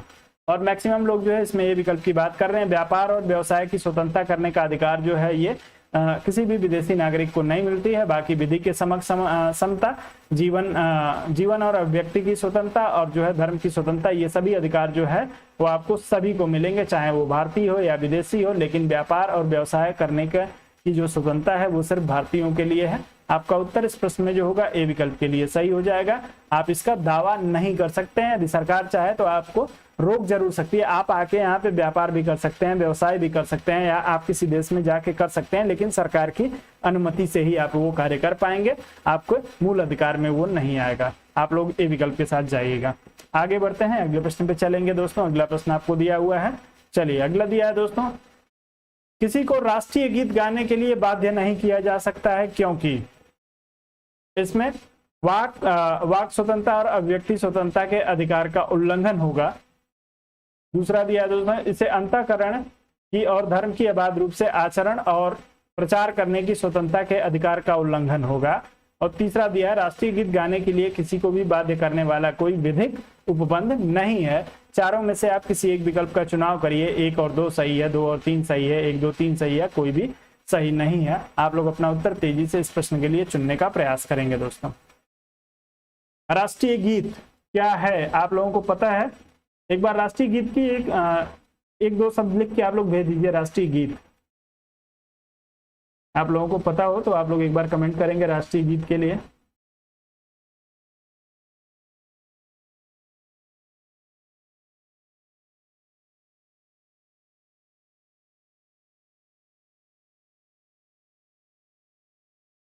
चलें तो दोस्तों पहला विकल्प दिया है, इसे वाक स्वतंत्रता और व्यक्ति स्वतंत्रता के अधिकार का उल्लंघन माना जाएगा। चलिए जी बिल्कुल, वंदे मातरम के लिए आप लोगों का उत्तर आ रहा है दोस्तों। बिल्कुल, तो जो है राष्ट्रीय गीत आपसे पूछा गया है दोस्तों। ये प्रश्न एक जगह हमसे पूछा गया था और मैंने जल्दीबाजी में इस प्रश्न को गलत किया, इसलिए आपको यहाँ पे मार्क भी दिख रहा होगा, मैंने इसको मार्क किया हुआ था। तो जो है हमसे ये प्रश्न गलत हो गया था। मैं राष्ट्रीय गीत को जो है वो राष्ट्रीय गान समझ के और मैंने उत्तर कर दिया था और मेरा प्रश्न गलत हो गया। तो आप लोग जो है सावधानी से इस तरीके के प्रश्न जब भी आए तो आप लोग सावधानी से पढ़ें और तब आप उत्तर करने का प्रयास करें। तो दोस्तों वाक्य और अभिव्यक्ति की स्वतंत्रता का हनन माना जाता है। आपको किसी को जबरदस्ती जो है राष्ट्रीय गीत गाने के लिए बाध्य नहीं कर सकते हैं। आपके अंतःकरण और धर्म को अबाध रूप से आचरण प्रचार और स्वतंत्रता के विरुद्ध इसका उल्लंघन माना जाएगा। यदि आप किसी और धर्म का, जैसे मान लीजिए राष्ट्रीय गीत जो है वो दोस्तों हिंदू धर्म के परिप्रेक्ष्य में उसको जो है लिखा गया है, और यदि आप किसी और धर्म के हैं और आपका धर्म उसकी अनुमति नहीं देता है तो उसको जो है वो उल्लंघन माना जाएगा। तो ये भी आपका सही दिया है। गीत गाने के लिए किसी को बाध्य करने वाला कोई विधेयक जो है कोई विधि उपबंधित नहीं है। ऐसी कोई विधि भी नहीं बनाई गई है जिसकी वजह से जो है गीत गाना आवश्यक हो। तो आप लोग इस प्रश्न में यदि सी विकल्प का चुनाव कर रहे हैं 1 2 3 तो आपका उत्तर है वो बिल्कुल सही हो जाएगा। आप लोग इस प्रश्न में सी विकल्प के साथ ही जाइएगा। आगे बढ़ते हैं और अगले प्रश्न पे चलते हैं दोस्तों। अगला प्रश्न दिया है, भारतीय संविधान मान्यता देता है, किसको देता है दोस्तों?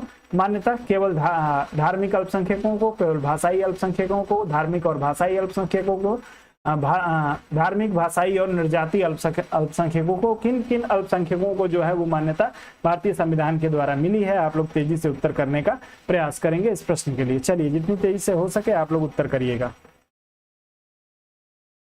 चलें सब लोग उत्तर करेंगे इस प्रश्न के लिए। डी विकल्प के लिए उत्तर आना शुरू हो गया है, कुछ लोगों का सी विकल्प के लिए उत्तर आ रहा है। चलें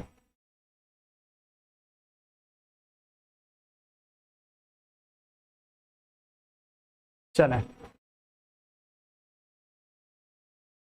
चलिए, तो जो लोग जो है वो वीरता पूर्वक सी विकल्प का चुनाव कर रहे हैं, भारत में जो है सिर्फ धार्मिक और भाषाई रूप से जो लोग अल्पसंख्यक हैं, जिनकी संख्या जो है अन्य धर्मों की अपेक्षा या अन्य भाषाओं की अपेक्षा जिनकी संख्या सबसे कम है, उसको जो है वो धार्मिक और भाषाई अल्पसंख्यक कहा जाता है। और इन मात्र 2 आधारों पे जो है भारत में किसी जाति को जो है वो, किसी भाषा को या किसी धर्म को जो है वो अल्पसंख्यक, माफ करिएगा जाति मैंने बोल दिया, किसी धर्म और भाषा को अल्पसंख्यक घोषित किया जा सकता है। सिर्फ इन 2 ही आधारों पे आपका उत्तर जो होगा वो सी विकल्प के लिए सही होगा। अन्य किसी विकल्प का चुनाव करने की जरूरत नहीं है। निर्जातीय अल्पसंख्यक नहीं होते हैं दोस्तों, इनको अल्पसंख्यकों की श्रेणी में नहीं रखा जाता है। चलिए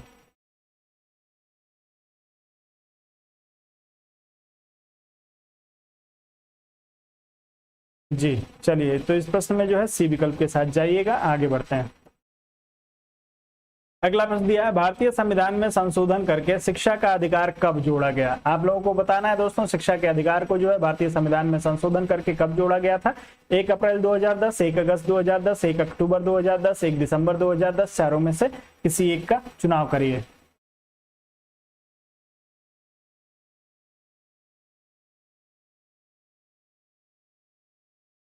जी नहीं, कोई घंटी नहीं बजा रहा है, फोन मेरा बजा है। चलें, यदि आपकी घंटी कोई बजा रहा हो तो आप जाके दरवाजा खोल दीजिए। चलिए, भारतीय संविधान में संशोधन करके शिक्षा का अधिकार कब जोड़ा गया था दोस्तों? आप सभी लोगों को उत्तर करना है इस प्रश्न के लिए।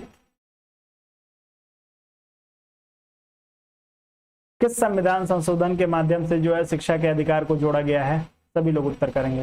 चलिए सी और डी विकल्प का आप लोग चुनाव कर रहे हैं।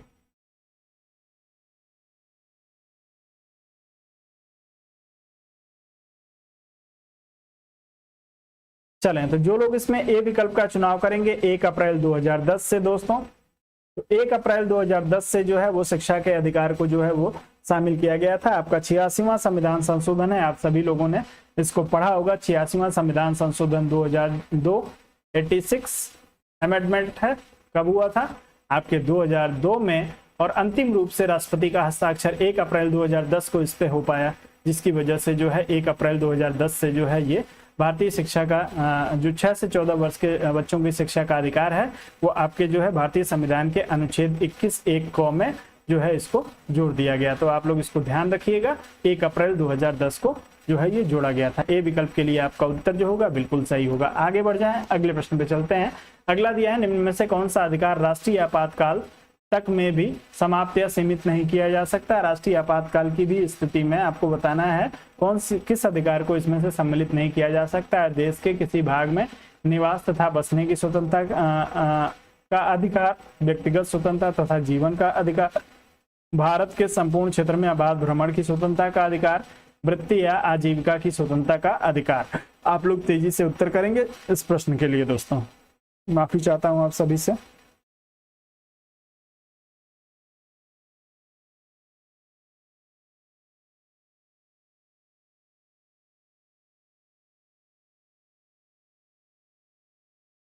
चलें, तो बिल्कुल आप सभी का उत्तर इस प्रश्न में बी विकल्प के लिए आ रहा है। व्यक्तिगत स्वतंत्रता तथा जीवन का जो अधिकार है इसको किसी भी दशा में जो है वो सीमित नहीं किया जा सकता है। आपका उत्तर जो है बी विकल्प के लिए स्पष्ट हो जाएगा। 44वां संविधान संशोधन जो 1978 में हुआ था दोस्तों, इसमें इस बात को स्पष्ट किया गया है कि किसी भी व्यक्ति के व्यक्तिगत स्वतंत्रता और उसके जीवन के अधिकार को किसी भी परिस्थिति में जो है वो प्रभावित नहीं किया जा सकता है। यदि कभी आपसे गलती से यदि पूछ दे कि किस संविधान संशोधन के माध्यम से इस बात को स्पष्ट किया गया कि जो है वो जीवन का अधिकार और व्यक्तिगत स्वतंत्रता के अधिकार को किसी भी परिस्थिति में जो है वो प्रभावित नहीं किया जा सकता, तो ये दोस्तों ये सुप्रीम कोर्ट का निर्णय जो है माफ करिएगा, ये आपके 44वां संविधान संशोधन 1978 में इस बात को स्पष्ट किया गया है। आप लोग इस प्रश्न में बी विकल्प के साथ जा सकते हैं। आगे बढ़ते हैं। अगला प्रश्न दिया है कि भारतीय संविधान के अनुच्छेद 25 में प्रयुक्त हिंदू शब्द किसे सम्मिलित नहीं करता है? आपको बताना है दोस्तों हिंदू शब्द के तहत जो है वो कौन कौन शामिल है और कौन सा इसमें से नहीं शामिल है। आपको दिया है बौद्ध, जैन, पारसी और सिख, चारों में से किसी एक का चुनाव करके अपना उत्तर तेजी से करने का प्रयास करिए।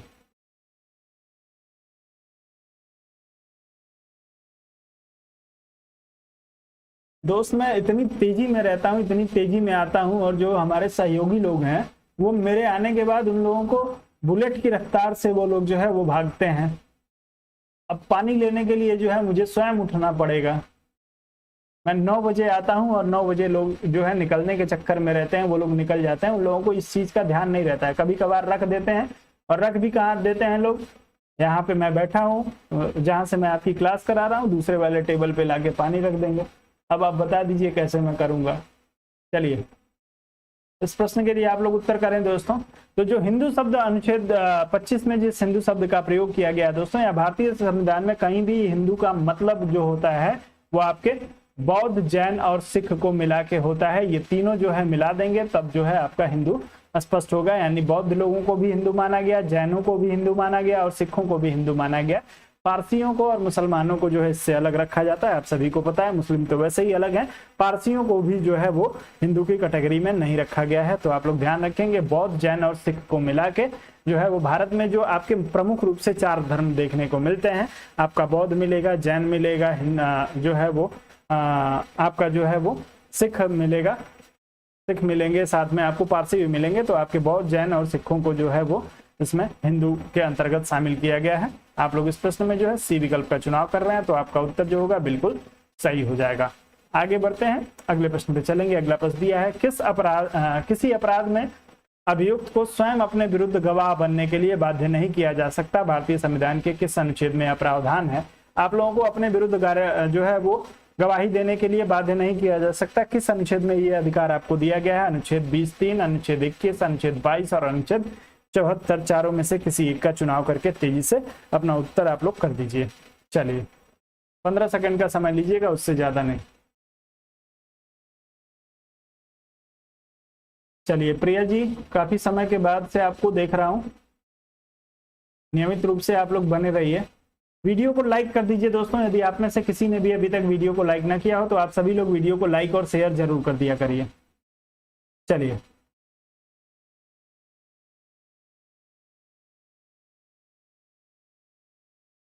चले दोस्तों, तो जो लोग इसमें जो है अनुच्छेद 20(3) की बात करेंगे उनको जो है उनका उत्तर जो होगा बिल्कुल सही हो जाएगा।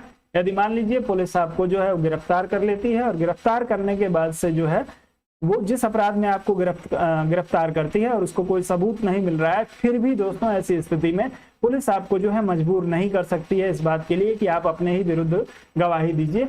यदि आप पुलिस के सामने इस बात को स्वीकार भी कर लेते हैं कि हाँ मैंने ये किया है, और कोर्ट में जाके आप ये बोल देंगे कि जी नहीं, इनके द्वारा जो है यदि मैंने ये ऐसा नहीं बोला है या मैंने ऐसा नहीं किया है, लेकिन यदि आप ये कहीं बोल देते हैं कि पुलिस ने मुझे इस बात के लिए मजबूर किया था, तो उनकी तो खटिया खड़ी हो जाएगी। आप लोग इस चीज को ध्यान रखिएगा। आपके अनुच्छेद 20(3) के तहत ये आपको अधिकार मिला है कि आपको अपने विरुद्ध जो है वो गवाही देने का जो है आपको इस चीज से जो है उस पर नियंत्रण लगाया गया है। आपका उत्तर ए विकल्प के लिए सही हो जाएगा। आगे बढ़ते हैं, अगले प्रश्न पे चलते हैं। अगला दिया है, भारतीय संविधान के किस अनुच्छेद में विधि की सम्यक प्रक्रिया के सिद्धांत को शामिल किया गया है? आपको बताना है। विधि की सम्यक प्रक्रिया के लिए आप लोग उत्तर करेंगे दोस्तों अनुच्छेद 11, अनुच्छेद 16, अनुच्छेद 21, अनुच्छेद 26, चारों में से किसी एक का चुनाव करिएगा। विधि की सम्यक प्रक्रिया आप लोगों को बताना है दोस्तों। भारतीय संविधान के किस अनुच्छेद में विधि की सम्यक प्रक्रिया के सिद्धांत को शामिल किया गया है? चलिए, विधि की सम्यक प्रक्रिया के लिए आप लोग उत्तर करेंगे दोस्तों। चलिए, आनंद सिंह जी का उत्तर आ रहा है सी विकल्प के लिए, बाकी लोग भी उत्तर करेंगे।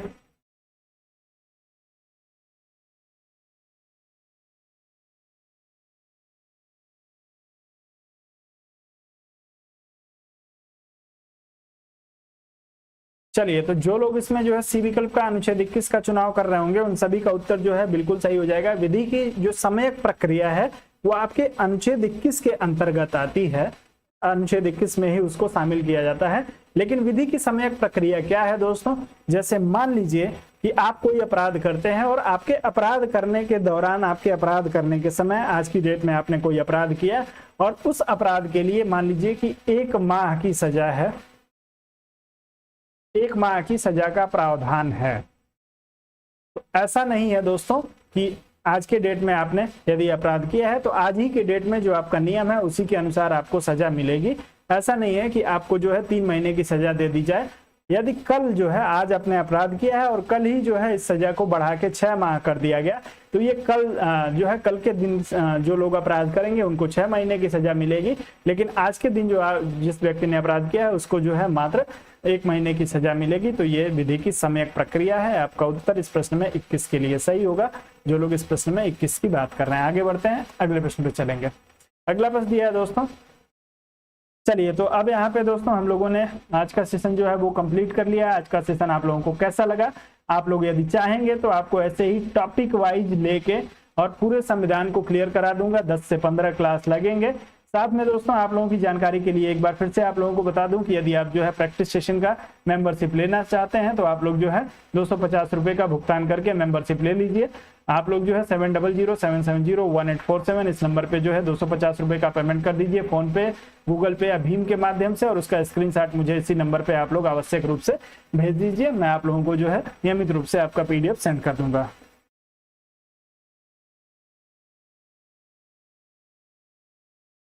चलिए, और दोस्तों उसके बाद यदि हम लोग बात करें तो आपको जो है, यदि आप TGT PGT की तैयारी कर रहे हैं, उसमें आपका जो सब्जेक्ट है दोस्तों, सर कल हिस्ट्री, जी बिल्कुल, हिस्ट्री की क्लास आप लोगों की कल एकदम क्लियर कर दूंगा। कल बात करूंगा सर से। और उसके बाद दोस्तों यदि आपका TGT में दूसरा सब्जेक्ट ज्योग्राफी है तो आप लोग सुबह 8 बजे जरूर जुड़िए दोस्तों। 8 बजे ज्योग्राफी का प्रैक्टिस सेशन आप लोगों के लिए लेके उपस्थित हो जाता हूं। तो ज्योग्राफी के प्रैक्टिस सेशन के लिए सुबह 8 बजे आप लोग हमारे साथ जुड़ जाइए।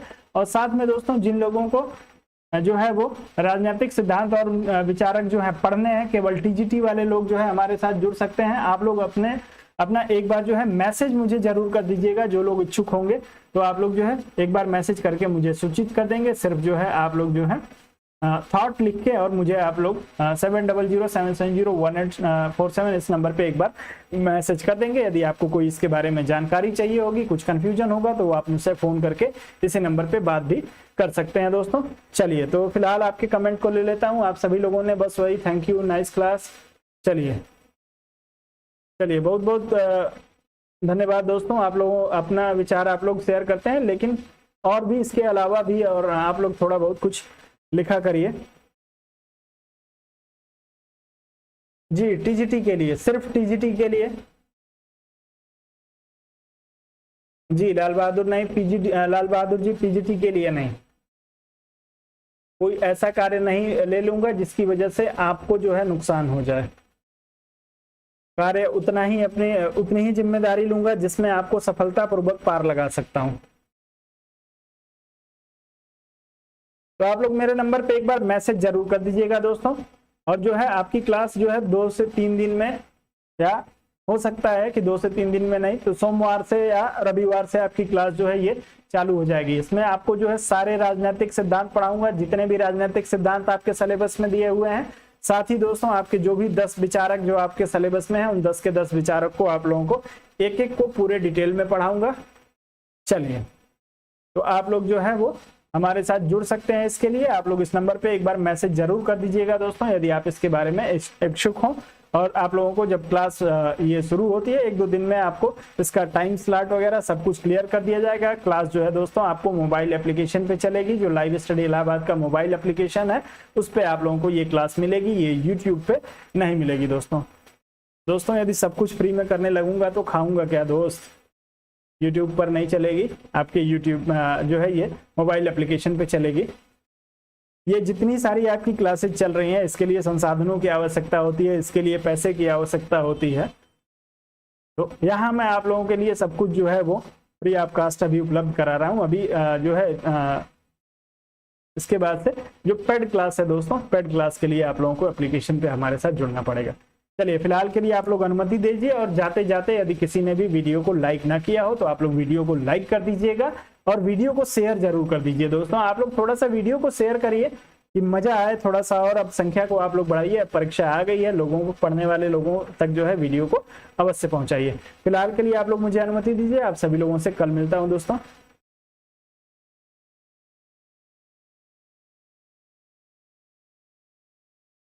चलिए प्रमोद जी, कोई बात नहीं, आज नहीं सुन पाए कल सुन लीजिएगा, नहीं तो फोन करके बात कर लीजिएगा। चलिए मोहित जी, बहुत बहुत धन्यवाद और मैं आपके जज्बे को सलाम करता हूं दोस्त। आपके जैसा जज्बा यदि सभी के पास हो, दिन भर ड्यूटी करने के बाद, और आप जो है हमारे साथ जैसे ही आते हैं और जुड़ जाते हैं, आपका डेडिकेशन आपको जरूर सफलता दिलाएगा।